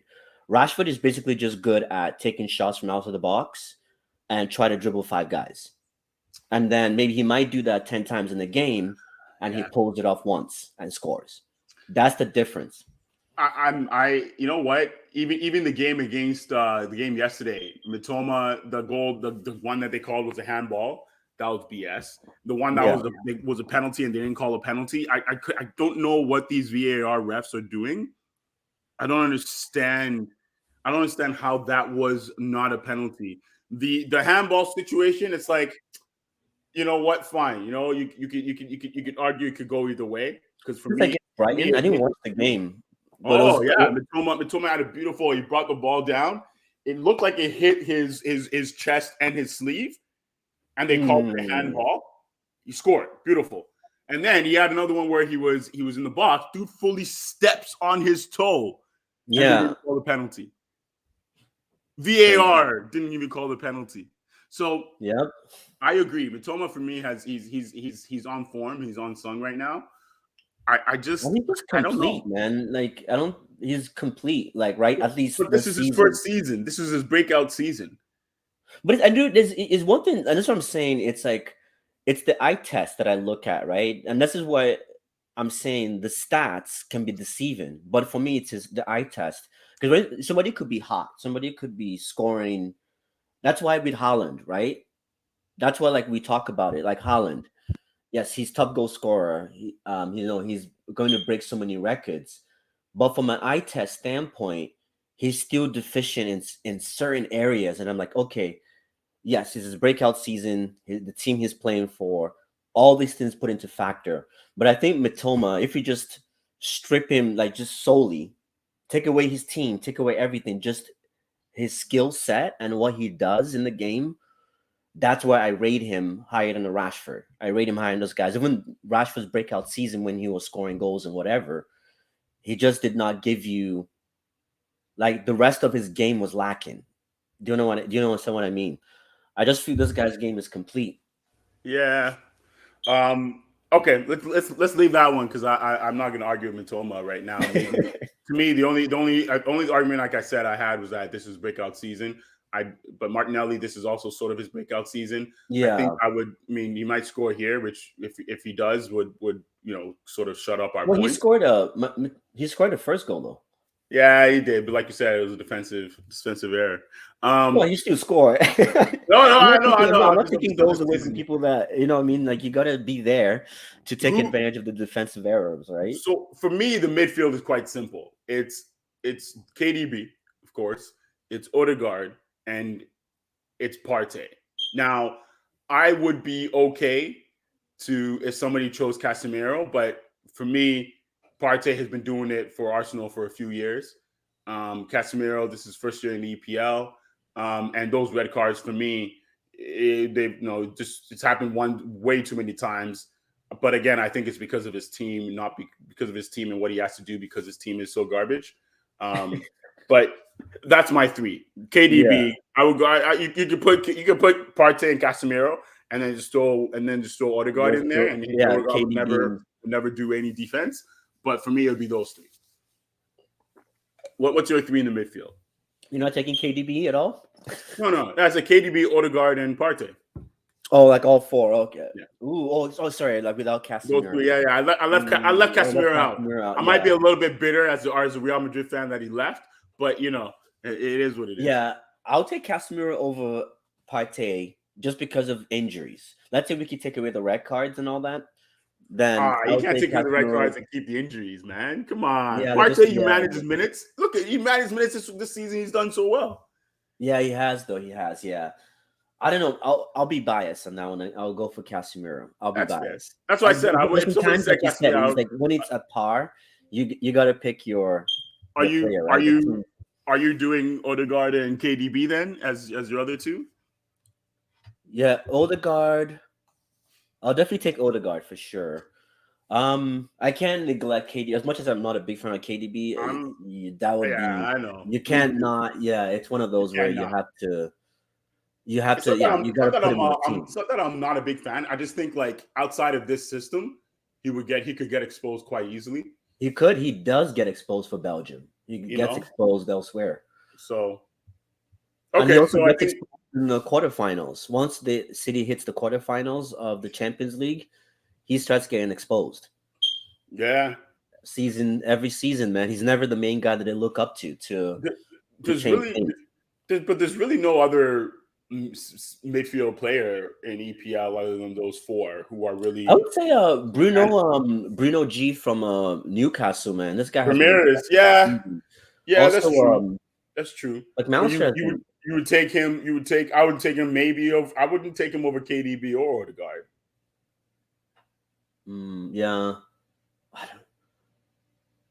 I don't know, man. I guess I would take because Yeah, I would. You know what? You're right. I would just keep that midfield the way it is, like Casemiro. Except for I will switch Casemiro for Sorry, I'll switch Partey for Casemiro. Yep, that's fair. Yeah. So what about defense? For Right back, I'm definitely taking this season. I'm taking Trippier as my okay, right back. I'm taking Reece James. I'll take Reece James, but he's got to be fit, No, I hear you. I hear you about the right? injuries, but I'm Like I still don't know, taking Reece man. Like James. Trippier just gives off. I think Trippier is also a very underrated man. This guy, Oh, he's a Trippier has been leader. underrated. He's a When Tottenham let leader. him go to Atleti, I thought I was like, you guys messed up. But then Atleti messed up not playing this guy. Yeah. No, this guy, he's a leader. He's delivery in the box, his offensive and defensive attributes. As even for England, like I don't understand how Kyle Walker is starting as a right back over him because of what speed? Like, It's because what of has that speed. done for England? No, it's because he's experienced top games against top teams, right? But Foden Champions is League, experienced Champions too, League. but Foden doesn't get a game. No. These But guys are Foden, experienced too, man. They don't get games. but Foden. I mean, Foden over Sterling, really? Foden over Rashford. I mean, that's what happened. You know what I'm saying? Like, It could happen though, but but Foden is in a better team, playing better than these guys. hey, if we're talking about why Southgate is doing something, we're Well, gonna that's be here all that's night. a whole different You know what I'm conversation. saying? That's a whole different thing. I agree. I think I would pick Reece James and Trippier over Walker, but I would pick James over Trippier right now. If a fit James, I would pick him over Trippier, because he gives you defense, he gives you offense, and his head game allows for everybody else to calm down. When he's on his game, Chelsea seems like a completely different team. Yeah. Completely different. Even with Conte out, it just seems like they're just like they believe they can score. They believe they're balanced. So, anyways, Yeah, that's fair. That's a that's fair my right point. back. I'd be James, but I would be fine with Trippier too, just like the whole Casemiro Partey discussion. Yeah. Just back to this game real quickly before we finish off. Liverpool, since they brought in Thiago, What's his name? Thiago. Yeah. they are looking like something different. Good for them because this is what's been missing. Well, it's just I'm surprised they still never got somebody in for him, right? Like, well, they have no choice. Like, what? I mean, who is it going to be? You're not going to be able to take anybody from another team. All the other top midfielders are playing for top teams who are going to be in Champions League next year, and you're not going to be in Champions League. So how are you going to bring in somebody? You have to bring someone young or somebody who's up and coming who nobody's seen yet. And who is that? Yeah, I don't know. Maybe you can bring in Julian Brandt from Dortmund. He looks like he needs an escape. I don't know. Definitely nobody at Bayern. No, there's nobody in Ligue 1. There's too many farmers in Ligue 1 for that. Yeah, man. Look at Arnold. Why is Arnold in that position? Oh, the back pass. That's a foul. Oh, he didn't call the foul. Good tackle. Look at Partey. I'm telling you, man. I'm telling you. Listen to me. This guy's a fucking G. That's what I'm saying, man. What Partey's doing is what Casemiro does for us, man, when he's playing. But he's putting out fires, man. They just put out fires. They're both the same. They're literally, and if PSG was smart, they would have. Conte right now looks like he might need an escape. If it wasn't for that injury, I think I would go for him, because you're not going to get Casemiro, you're not going to get Partey. Because even Conte, man, even Conte, like even the few games that he's played since he's been back, Chelsea. Yeah, he's making Chelsea. They look different. Yeah, he's been like their only bright spark, I guess. Yeah. So, anyways, to finish it off, who's your center backs? For me, I think I would pick Saliba first.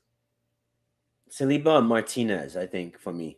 Saliba and Martinez, I can see that. I was going to ask you if Van Dijk deserves to be there. No, not this season. Not from this season, man. No. Or if the guy, what's his name?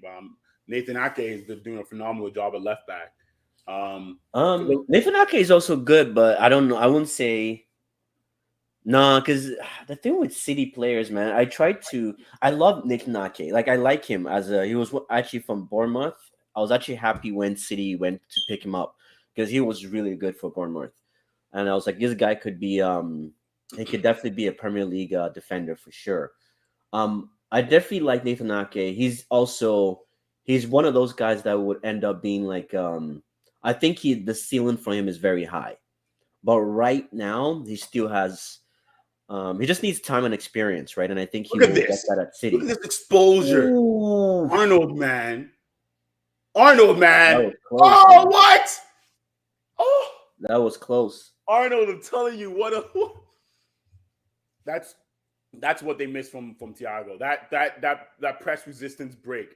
Look at this. Oh, Salah, you're making me look so bad right now with choosing you as the best right winger in the world.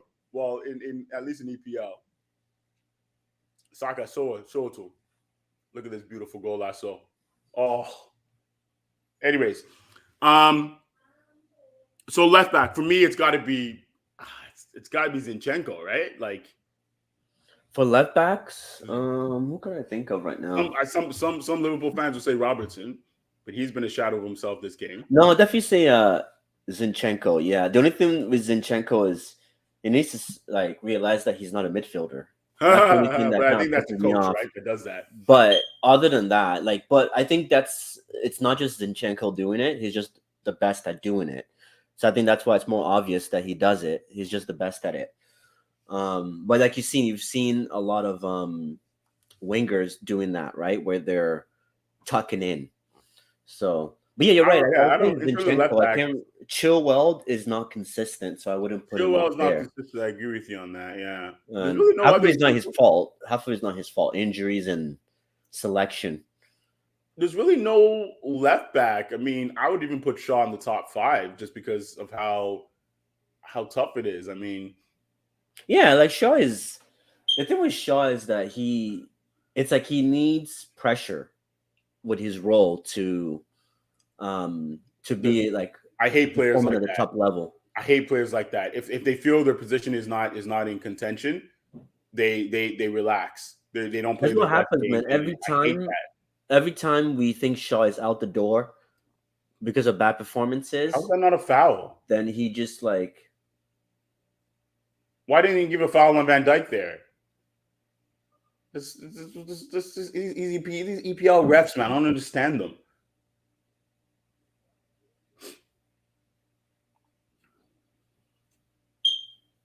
What's Gakpo doing? Like, yeah, pass the ball, man. Who would you take as a goalkeeper? Who do you think the goalkeeper of the season is? I think I'm going to go with De Gea. I think De Gea has been. Oh, you will go with De Gea? Man, think, United fans want this guy out. United fans are crazy. Like, yeah, man. you see the nonsense Alisson is doing. Ederson has not been tested, right? You'll see what happens against Bayern. But he's also prone to make those same mistakes Alisson's been making. And for me, it's De Gea, Ramsdale, and then obviously Ederson and Alisson. Like, there's no other. Who else are you going to put in there? Yeah, I mean, Martinez has not also been good too. Yeah, Martinez has Cup. been good for Aston Villa. Huh? Martinez, I'll actually take him over Edison. I would take him over Alisson and three, Ederson. De Gea, Ramsdale, and Martinez. Yeah. Over in the FPL, Martinez has racked up the most points in the last month. To be honest, I would pick I don't know why United fans are on De Gea. Well, because United fans, they have this like, this is why I say United fans, yeah. When you hang out around them too much, it's toxic. It's toxic, man. These guys don't. It's like sometimes I'm like, how did you guys learn? I think I'm so convinced that a lot of United fans only watch United games. I don't think they truly watch the game for it. I don't think they truly watch the game. And I always say it's like I'm a football fan first, then a United fan, not the other way around. Dude. Because that's how I believe that's the best way to see the game for what it is, right? Like people talk about De Gea, I'm like, what is the mistakes De Gea makes? I see Edison making the same mistakes. I see Alisson making the same mistakes. The difference with Edison is, yes, he can make the mistake, but his team will help him out of the situation. United, we don't really have anybody that helps De Gea. You know what I'm talking about? And it's also when you play for a What do you team mean like by help De City, Gea? Isn't that coming from your center backs? And I thought you liked your center backs. in recent times, yeah, in recent times they've started stepping up. But it's what I mean is the whole team is a team as a whole, right? Like City defends as a team, right? City Uh-oh. like No, yeah, no, City nothing. defense is a team. So for me, all this, I need a goalkeeper to play from the back. I need a goalkeeper that can pass the ball. It's like all these things. I'm like, guys, I need my goalkeeper to do one thing: keep the ball out the net. And De Mm. Gea does it time and time again. A lot of the stuff that gets past him is stuff that most goalkeepers in the world would not save. You know what I do hate though? I do hate when goalkeepers just boot the ball. When the guy's running at them, it's not real pressure, and they just boot the ball, and you have an open defender wide to play it to, because Oh it's just going yeah, to come back to you. It's just going to come right back to you. When you boot yeah. the ball and you don't have any big guy, like you don't have a Holland or Lukaku or a Workhurst Like out it's there kind of to like bring the focal ball point. up, bring the ball down. Like what are you doing? The sooner you boot it, the sooner it comes back to you, right? So that I That's will say, what that I was don't the need them role to that be, I Weghorst don't need them played, to right? deep people out, but I need them to be able to be like presence of mind. It's time to boot it. It's time to, and when you boot it, you should do it like, quarterbacks when they're going to throw the ball away, right? They Yeah, throw it to the end. They throw it to the corner so that if the it's player's going to catch it, they catch it, or else it goes out of bounds and nobody's not an exactly. interception. So Yeah, boot it out to the corner, boot it out to the so that it ends up in the opponent's half and it goes out of bounds, and then your team can recover and press them. Don't yeah, just launch it into the middle and it's just going to come right back to you, especially against City. City's very good at blind passes into space, knowing that the following movement from everybody is going to result in somebody going into that space and recovering the ball. yeah, Like yesterday, that Grealish goal, Walker gets the ball, just kicks it behind him, literally right, didn't even see it. Bernardo Silva right there, out of nowhere, brings it down, passes it down to De Bruyne. De Bruyne, boom, Grealish, one touch, goal. yeah. Like, you know, A lot of times it's people, you can't yeah, just it's boot the using the ball spaces, right? And that's what City is good at. That's what these teams are good at, is using space. off the ball. Oh, that's a foul. Ooh, Oh no. Darwin Nunes. Oh, Darwin! Yes, Darwin! Darwin Nunes, yo. Ooh. Arteta took off Odegaard for why? Why did he took off Odegaard for Trossard? I think he needed that energy though. I guess Odegaard sort of fell away. And Trossard has been playing really well though. I think he needs somebody more physical. Who is Because this number Odegaard is 15? not as physical, right? In the middle of the park. Wait, but And if you have who's this Thiago number in 15? there, He did two subs. Who's this number 15 guy?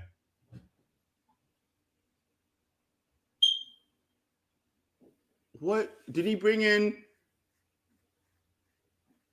Did he bring in Geowar? Geowar, whatever his name is? Oh yeah, he did. who is that kid? He's playing three in the back. He's changed the whole system up.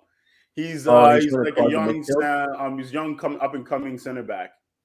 I think it's because of Thiago.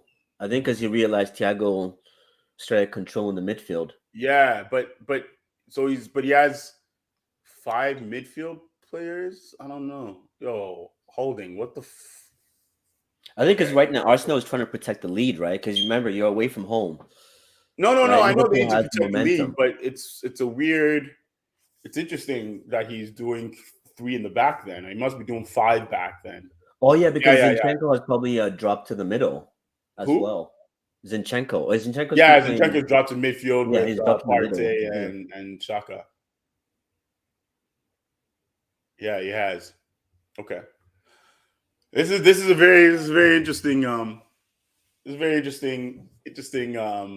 Final few minutes. Pressure him. Pressure him. Pressure him. Pressure him. Pressure him. Pressure him. I'm telling you, these guys. Yo, pick up your head, man.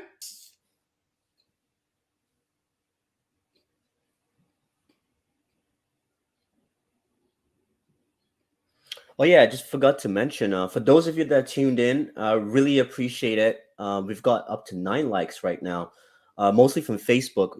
Please, if you can take the time to go to the YouTube channel and like and subscribe, it really means a lot to the channel in helping us grow. Really appreciate your participation. And if you have any questions or comments, please drop it in the comment section as well. Yeah. Yeah. I mean, I think the big talking point right now is: do you think Chelsea is going to do anything in the Champions League midweek? And do you In the think, Champions League, yeah, I don't know, man. I think Real Madrid is probably licking their lips right now. I'm They're scared drooling because right now, man. I'm They're scared drooling. because I feel like Ancelotti is going to go back and do he's going to go back and do something that it shouldn't be doing. He's going to go and play the same way we played against Barca. And the problem is that Chelsea doesn't have any injuries anymore. Barca had so many injuries, and so it's like this band-aid like we're having again, where it's going to make it seem like it works, but it doesn't really work. Oh,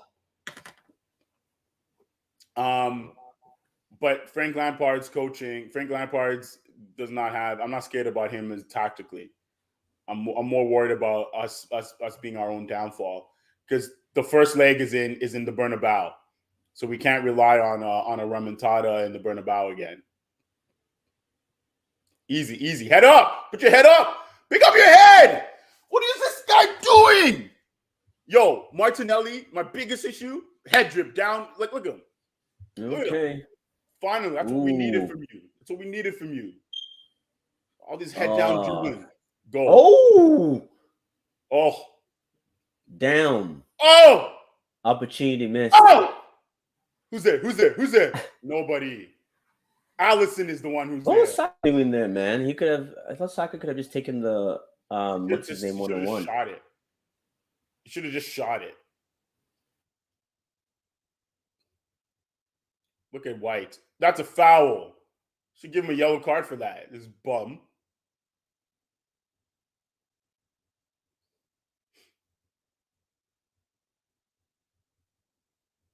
Oh, that would have been nice.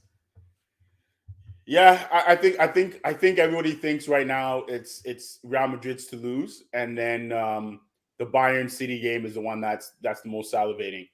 Oh, he slipped. He was trying to play it to Saka. He saw him. He slipped. He was trying to play it, but he slipped, and so he didn't get his foot wrapped around the ball. I thought that was Saka with the ball.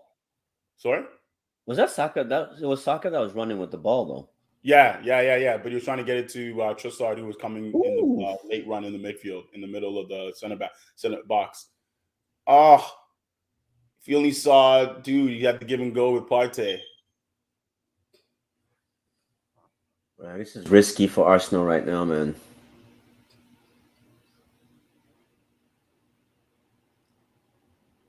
This is a desperate 3 points right here. Ooh, you guys talk about Trent, man. Oh, Trent just showed you why he's still. Oh my god! This is why this guy. That's why this guy's not a right back. Why club still plays him? Ooh, the guys, this dude messed up. This 5 back. Zinchenko just got dealt with there. Zinchenko got ruined. This 5 back was not a bad. He should have brought in Trippier. Because look at Zinchenko's decision here. Bad decision. Absolutely bad decision. What are you doing? He's following. And now your center back is out of position. Bad decision. Like, how do you follow the play outside the box? Bad decision. He looks tired though. That's what I'm saying. No, he shouldn't have. That was the bad decision. Why didn't he follow the play outside the box? This is a bad Arteta bad call to keep Zinchenko in there and drop him to the midfield.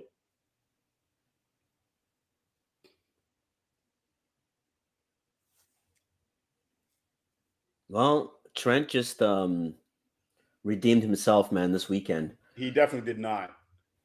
He's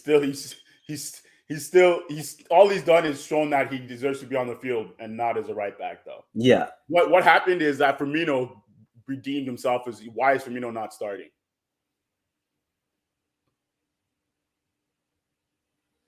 I don't get it. He wants Firmino to stay, but why? If you want him to stay, then play him. What are they doing? Just launching the ball. Relax.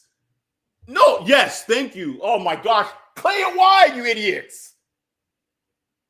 Yeah, it looks like all your experienced guys are off the field now, and it's showing. Oh my That has god. always been the risk at Arsenal all season. It's right. You guys just have the one team, right? And it's like you've been very fortunate how you've managed your injuries all season, but this is looking like because you've taken off Jesus, you've taken off Odegaard, you've taken off Zinchenko now. Oh, Is Zinchenko's Martinelli still on. We haven't Martinelli subbed playing him at out all? yet. We haven't subbed out Zinchenko yet. Oh, we did. Okay. But Shaka and Partey in the middle of the park should be more than enough. I don't think the issue. For me, the issue was that this guy played an extra center back in there when he didn't need to do that. He should have switched him for Trippier and kept the back line the same as it was. Because the problem was the midfield. And what he's done is, but he didn't bring in Jorginho, right? Like you sacrificed a midfield player for a defender, and you just gave him the ball in the midfield. The midfield is Yeah, so why did empty. you bring in Jorginho? I totally forgot about that. I'm still You didn't getting bring in used to Jorginho Jorginho being an or Arsenal Vieira. player. Like you should put somebody in the midfield. Man, I'm telling you, Especially just in a game like this, man. You need experience on this Allison. pitch. He can't handle it. Yo, Who are Martinelli, these shut young up, players that man. he brought on over Jorginho? You need I don't experience in games like these, man, to I see don't it know. out. We're maybe he's injured. I don't see him on the bench. Do you?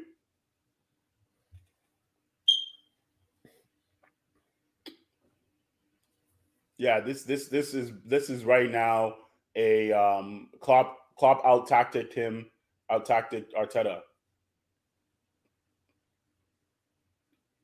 See, that was because you don't have an attack minded midfield player.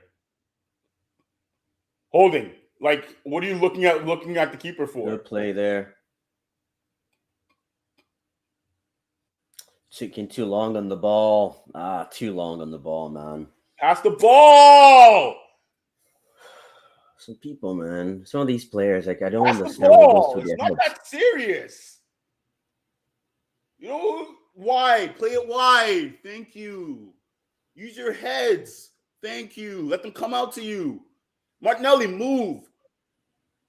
Martinelli, you got to move. Who else is going into that box? Gosh, this is so annoying. At the corner, right? Yo, take your time, Tierney. You should have just left the ball there. Oh, right, we need to win, so don't take your time. I keep forgetting they came back. I don't know who Holden is talking about. Shut up, Holden. You're not a captain. This guy out here talking like, oh, it's right Last here, 6 minutes, man. This is it. Arsenal needs a goal. We need to go because City has a game in hand. I know. How the hell did it? Oh, because of the FA Cup. Champions League. Yeah, I totally forgot about Oh, that. the cup, yeah. And have you guys played City for a second time? No, we haven't played them for a second time. We got to play Chelsea and them. Yeah, that's why Right this on, loss right would on be him. cool, right? Stay wide, Because stay wide, stay wide. Yeah, let him hit that. Nah, that was not going in. Let him hit that. Because this loss would have been that cushion, right? For when if you lost to City, it would have been that cushion. Yes, that's no. Even if we lose to City, like we needed this win. We needed this win. Yeah, this was definitely like you could still like we could still you'll be lose fine. to It's City just and win. still like We can still lose because with this this is going to be 6 points instead of 8 when we meet them. But now when we meet them, it could be 3 points instead of 8 instead of 6. Yeah. Or instead of 5, I guess. We need to make sure we're at least have 5 points when we go and beat City. At least. Once our game in hand ties. Yeah. Oh man. How did we lose this? We had it in the bag. We took our foot off the ball, off the gas pedal in the second half, and then all of a sudden, I don't know what we were saving our energy for, like as if we had cup matches and stuff. That's ours. Yeah, it's good call. Okay, let everybody settle down. Yeah, look up Tierney. He's like, give it to me. Give it to me. Get back in position. These guys. Yeah, Martinelli, come back.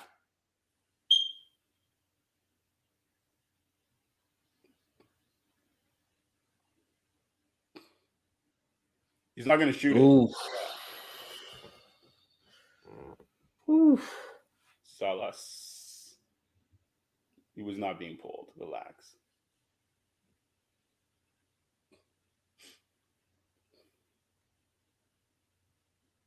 Was he being pulled though?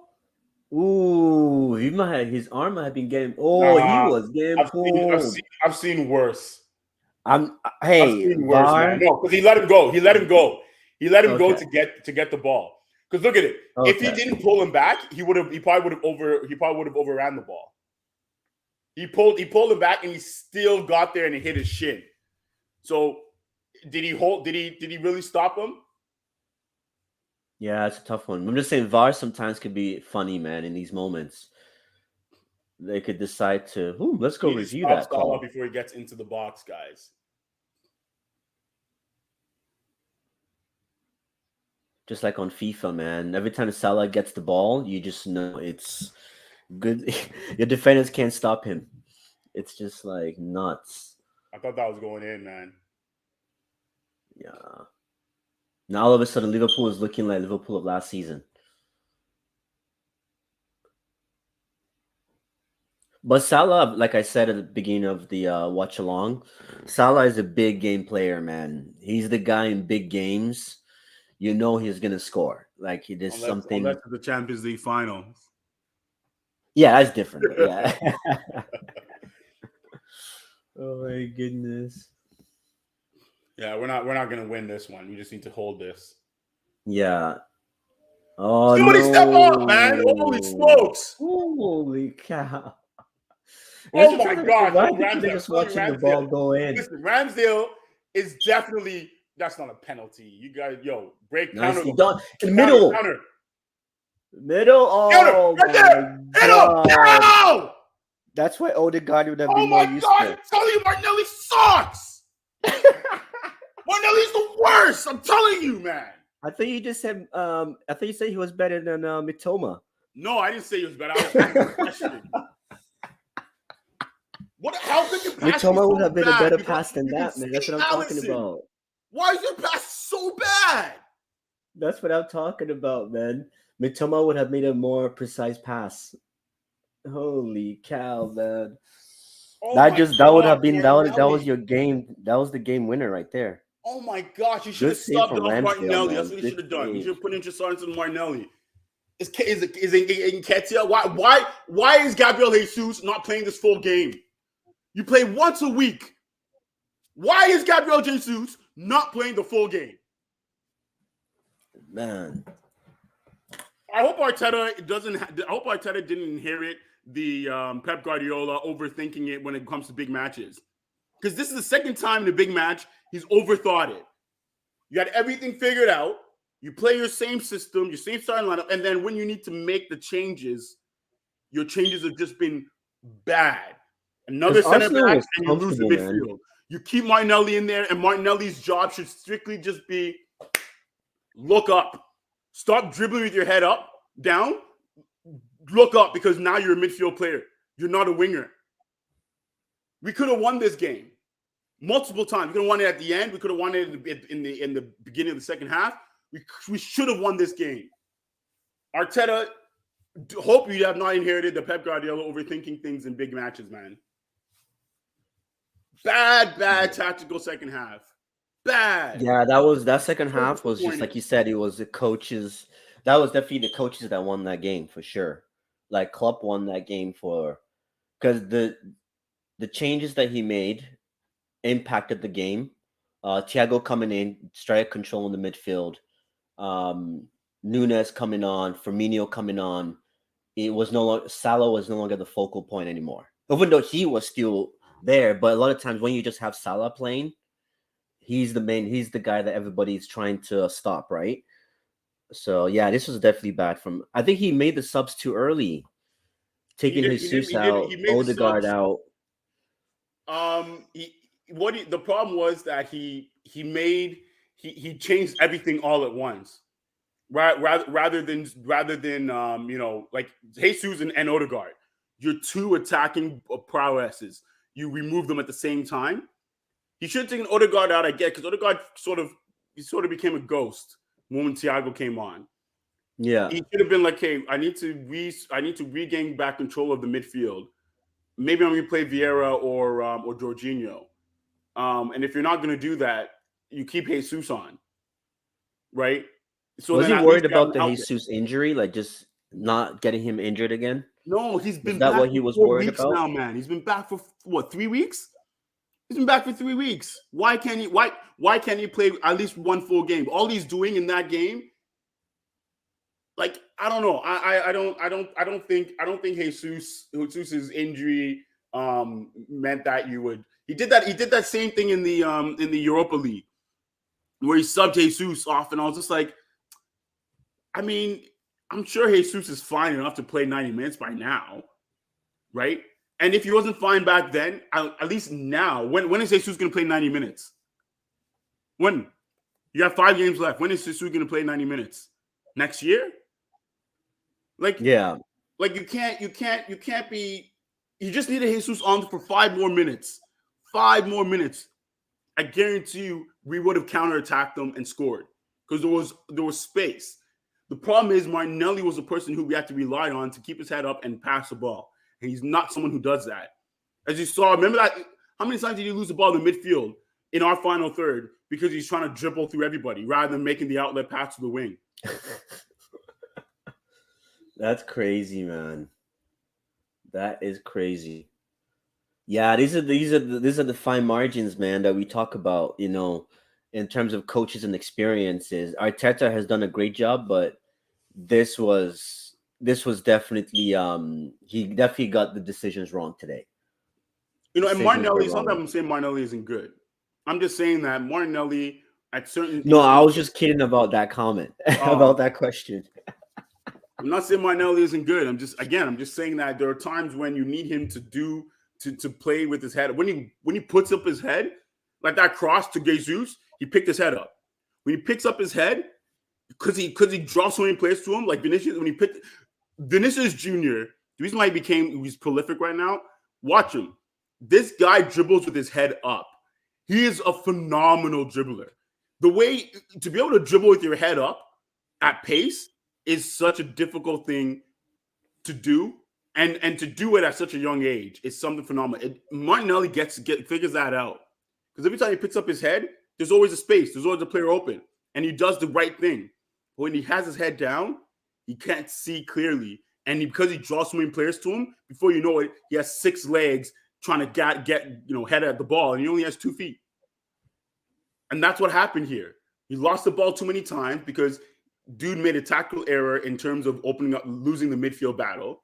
He chose to defend rather than continue to win the midfield battle. And especially on Thiago, who was coming back, he's not fully fit. Just you would win the battle. Yeah, I think, like you said, right? He clogged the midfield, thinking he could nullify Thiago's subs, But he but it didn't clog wasn't the Thiago midfield, coming though. on. He didn't clog the midfield. He clogged the box. He clogged the box, and because he clogged the box, there was chaos in the box. And so you were able to have somebody Yeah. who Nunez was always open on those long balls, right? Those 2 times Nunez was just waiting for the ball to come down, right? The penalty was because Nunez was open, long ball, the deep ball to Nunez, brings the ball down, did a terrible job, and then it lands on Jota, who draws the foul on holding. He created chaos in the box because your That makes center sense, back man. didn't know what they were doing because you had an extra center back in there who's never played with them before. Like, it just made no sense. It was a bad decision. It was an utterly horrendous tackle decision by Arteta. And now we'll have to see what. Now we have to beat City, right? I don't know, are you Yeah, not going to this play is like, Jesus what's 90 what's that minutes in that saying? game? Sorry, what was that? Can you still see me at all? Yeah, I can see you. Okay, because I thought you were freezing there. I think, yeah. Okay, your screen was frozen on my end, so I thought my internet had. But yeah, I think it's like, what's that saying? Is it too many chefs in the kitchen or too many cooks in the kitchen, kind I of mean, thing? my kitchen, That's yeah. probably what. That's exactly. You're right. Because now that you mentioned that, I was like, your box looked chaotic. I was like, what is going on? And you Yeah. guys don't have Saliba that can organize things, right? Keep things calm. We know What? Gabriel is he's rash, right? So Can you hear having me? him as the most I experienced lost your center audio. back on the team does not help either. So yeah. Try again. Sorry. I can't hear you. Oh, am I back on or I couldn't hear you. You're back now. You're back now. I couldn't hear you before. Talk? am I good now? Can you hear me? Yeah, I can hear you now. Oh, Yeah. So what you're saying about the box being chaotic? actually, let me go here. Am I good now? Yeah, you're frozen, but I can hear you. Oh, still can't hear me. Okay, I'm No, gonna I can go. hear you, but you're frozen. Okay, you keep your audio keeps cutting out, but it's from my end, I believe. Oh, okay. Yeah, you keep cutting out. You keep cutting out whether you're there and then you're not there. Then you're there and then you're not there.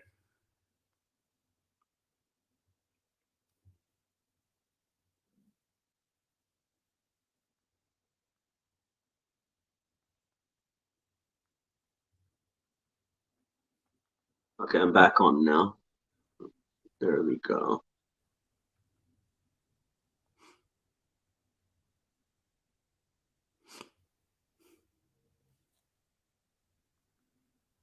Okay, can you hear me now?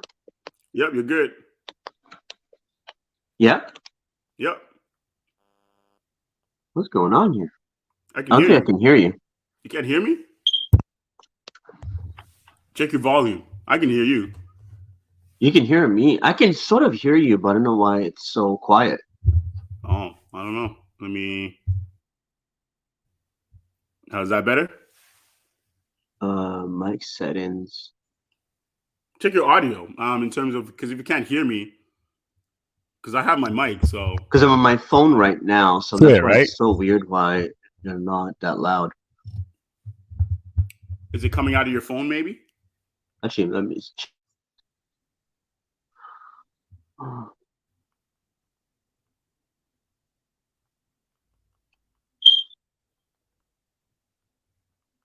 mm. Okay, I'm not sure exactly why you're so low over there. Let me try this one more time.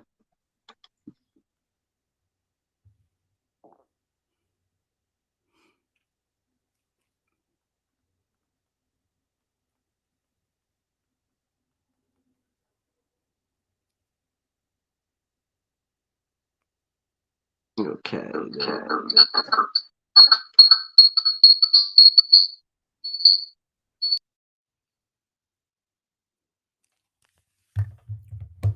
Okay, there we go. There you go. Can you hear me? Yeah, I can hear you now. Yeah, I'm good. Awesome. Just yeah. Guess we could probably wrap up soon because my internet is gonna keep Yeah. it's gonna keep doing keep this. doing what it do, But right? yeah, that's crazy, man. But from a neutral perspective, it was definitely better than the Chelsea Liverpool game. That Oh game man, was yeah. boring. That That was bad game. I went back to work. That's how boring it was. yeah. Like it was so bad that both sets of fans had to apologize, man, to the neutrals, saying Man. they had to give a PSA, like, hey, what really apologize for how embarrassing that was because they felt embarrassed, both teams. Yeah, You know, it was oh tough my to watch, god, man. it was yeah. Brutal. I think it was the first half I watched, and I was like, yeah, I think I'm better off going to do other things. Yeah, no, I did I watch? I don't think I even finished the first half. I just said no, I'm not doing this. I really wanted to see Conte coming back, but he didn't come on until later. Yeah. Because I wanted to see how Chelsea was after he drawn them for Champions League. Mm. But I think last topic before we wrap up, midweek games. we're doing a watch along for the Chelsea Real Madrid game or the Bayern City game. Oh yeah, we could do that. Yeah. Yeah, let me know which one you Are want they to on the do. same day or separate No, no, days? no. Real Madrid is Wednesday. Okay, They're on that's two good. Then different on days. this. You know they're not going to put Oh, the two salivating ties on the same day. They got to spread out that money. yeah, I was They gonna got say that would that make no broadcasting sense. revenue. Yeah, that would make no sense. Yeah, that would be. Yeah, that would That'd be literally poor. make no That'd be sense. poor marketing on their end. Um, no, I think, like I said, it's in the Bernabeu. It's Real Madrid to lose. I think you'll hear it in my recorded review of the Clasico. I think Yeah. Ancelotti is going to play the same lineup he did against Barca. I think that's going to be wrong, but we'll see because I think this Chelsea has nothing to lose, and they may play like it. João Felix has something to prove to Atletico Madrid in playing us, whereas for us, um, the thing is, this is all we have to play for. So Mm. this tie might be a two-legged tie. But if we score early, I can see Chelsea capitulating, falling apart, and us winning 3-1. Um, Yeah, if that's Benzema if Ramadan Benzema comes to play, he might get another hat trick. Um, and that's how I see it happening in that game for City and Bayern. I can't call it. I think Tuchel is Pep Guardiola's kryptonite. Pep yeah. Guardiola tends to overthink it when it comes to Tuchel, and it might happen again.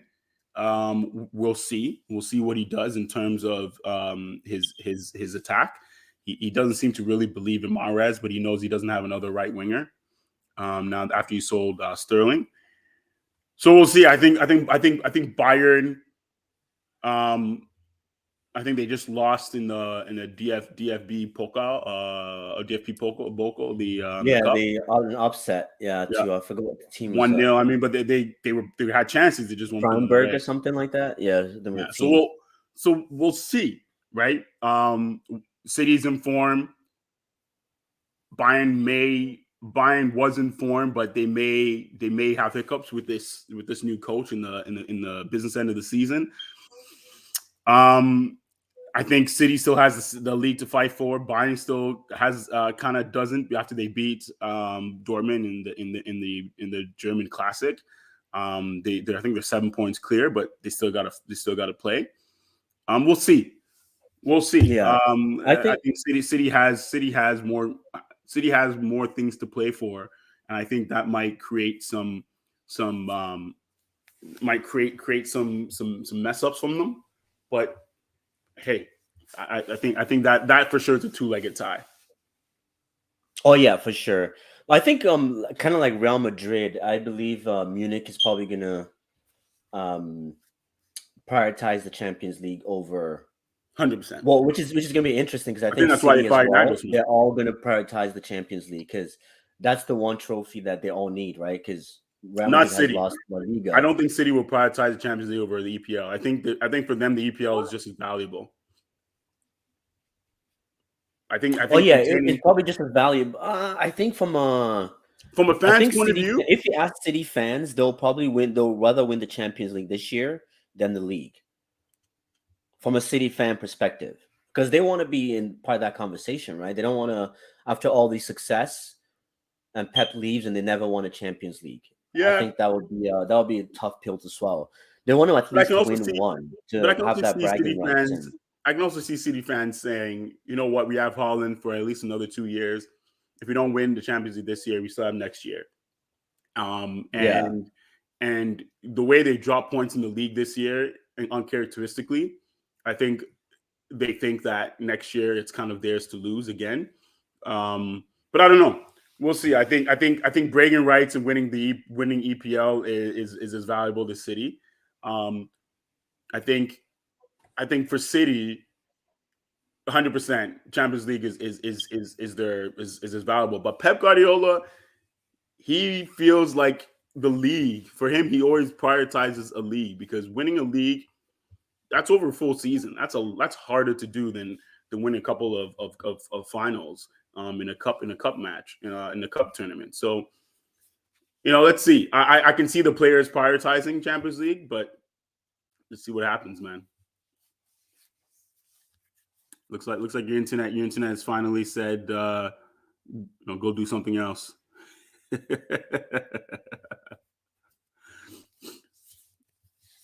So Okay. the Milan, yeah, there you go, you're back. What about Sorry. Milan and Yeah. Napoli? Sorry. What about Milan and Napoli? Napoli doesn't have Osimhen. Wait, what? Osimhen is What injured. happened to Nagelsmann? No, Osimhen. Oh, Napoli Napoli. and I forgot who they're playing, but AC Milan. are they? They're Yeah, playing AC. I thought you couldn't. I thought you couldn't play anybody in your league until the final. no, they're playing Wow. AC Milan. Yeah, you're So right. that's why They are. I had put that to be a tough game because I felt that yes, Napoli, because during our pool, I had put Napoli to win, but I felt that it was going to be a tough game. AC Milan was going to give them a tough game just because of Napoli won the league this year, and I felt AC Milan would have a point to prove. But everybody was all like, "No, man, like AC Milan is washed." And look at what happened a few weeks back or last week. Yeah, last week AC Milan beat Napoli Napoli. got beat. Yeah, Napoli got beat by AC at Milan. home. They got trashed. They got trounced by AC Milan at home. But again, they didn't have Osimhen, and if they don't have Osimhen, there's going to be another beating, and it might be too late. I think Inter and Benfica. I think Benfica might make it to the semifinals for the first time ever, for the first time in a while. I don't Yeah, see. because right now Inter Milan, apart from Lukaku, they don't really have anybody going for them. I Like can't. Martinez, Laura Martinez cannot score for the life of him. Yeah, I'm not. I don't know. I'm not really banking. But they really have Barella, Brozovic. They don't really. I mean, they have Dumfries. At least you can say that in terms of. I don't know, man. I think every tie. I think every tie is a good tie. This is going to be a Oh, good. it is. Yeah. A good quarterfinals of Champions League. I think that the easiest to call is Real Madrid, Chelsea. But even that one, is not that crazy. It's funny. The bookies have Bayern Munich has as much chance of beating City as Chelsea does of beating Real Madrid. That is What? the craziest thing for me. Benfica and Inter, the bookies have Inter edging it, but just slightly.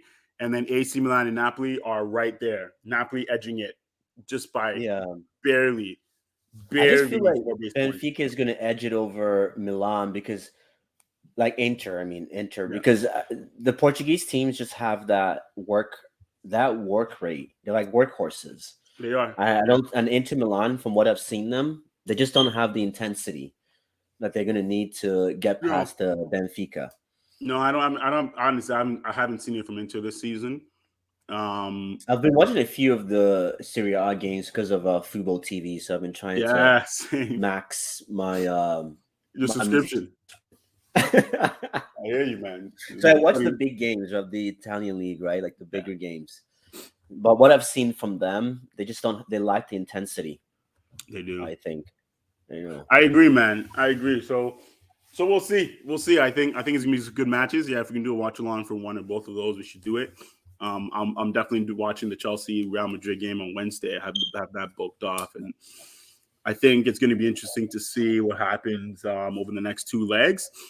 The league EPL, it's wide open. It's back wide open. Everybody was a few people were saying it was not many people said it was going to be a tie. Everybody was looking at it going to be one way, Arsenal or Liverpool. Most people were betting on Arsenal. And Arteta dropped the ball. We'll see what he brings up next week. But yeah, it's very. This has been like I think I keep saying this at every stream. This has probably been the most fun season in a long time. Like you look across Europe, things are just open. Like there isn't. I think right now there isn't a dominant team in Europe that everybody, how like over the years there's always been that one dominant team that everyone's scared of playing. What about City though? This has been everybody's scared of playing City. City's not their best, right? If there's any time to get City, it's now. So that's what we're saying. Not writing off City, not writing off Munich, not writing off But Madrid. of all the teams in Europe, who are you most scared of? Is it not City? Not really, though. That's the thing, right? Really? Not So, really. so what? You're as scared of City as you are Yeah, as Chelsea? I am Real Madrid, as I am Oh, as you Munich, are Real Madrid. as That's I am wow. Munich, as I am. Also, obviously, those would be the top three teams I would say are that you wouldn't want to face, right? If PSG was still in this, No, would you? Okay, I just want to understand. For no, me, it PSG, goes no. City, Bayern, Real Madrid in that order. In terms of who in Europe is the most formidable team. And Um, yeah, and that's what I'm saying is there's still the top three teams to beat, but I think you look at maybe historically in the last recent years, there's always been that team is like I did not want to face them whatsoever.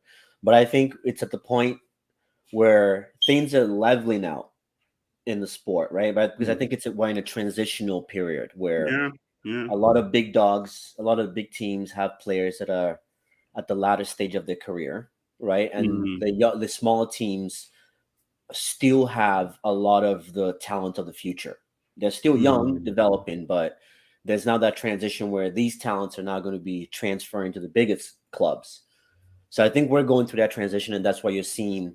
And obviously, there's a lot more money in the game too, where smaller teams now have more funds and they have more control, so they can keep certain players longer than ever before. So All yeah, right, it's man. interesting, but like you said, it's I'm happy with the season. Like it's been a lot of roller coasters, ups and downs, but that's what makes Even football the beautiful game, right? Is 100%.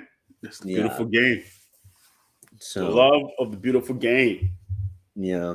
Yeah, really quick. It's actually a show I watched. I don't know if you've seen that show on Netflix, Escobar, Andres Escobar. I've seen it. I've seen it like Yeah, that there, but was I haven't watched it crazy. yet. Yeah, that was what a sad story, man. Because that was about the Colombian player that got killed back in Yeah, the yeah, early the real 90s life for missing documentary about it. They're for an looking own goal. after their own Yeah. goal, right? Yeah, so crazy. They did the story, man. That was like wow. Like Yeah, I've been meaning to watch it. Yeah, okay. I'm gonna put yeah, it it on the was watch list. interesting, man. It's just one of those. Yeah, I watched it. Is it three? Is a 6 episode Limited series. series. So Okay, yeah, so it's I guess 6 hours because it's an hour long per cool. episode. But yeah, I like the guy who plays Esco because I watch a lot of South America like Colombian shows. Yeah. So he's like a huge Colombian actor. Oh, So okay. yeah, he's the guy who acts. There's a Colombian show called so it's about Escobar's hitman, like Pablo Escobar, Right. his hitman. So there's a show that is on the life of the hitman after while in jail. Yeah, Oh, that was actually a cool. really good show. Yeah, and Cool. he was the main guy. So it was pretty cool. I just thought you would like that show, the Andres Escobar one. Yeah. Cool. But I'll check anyways, it out, guys, man. yeah.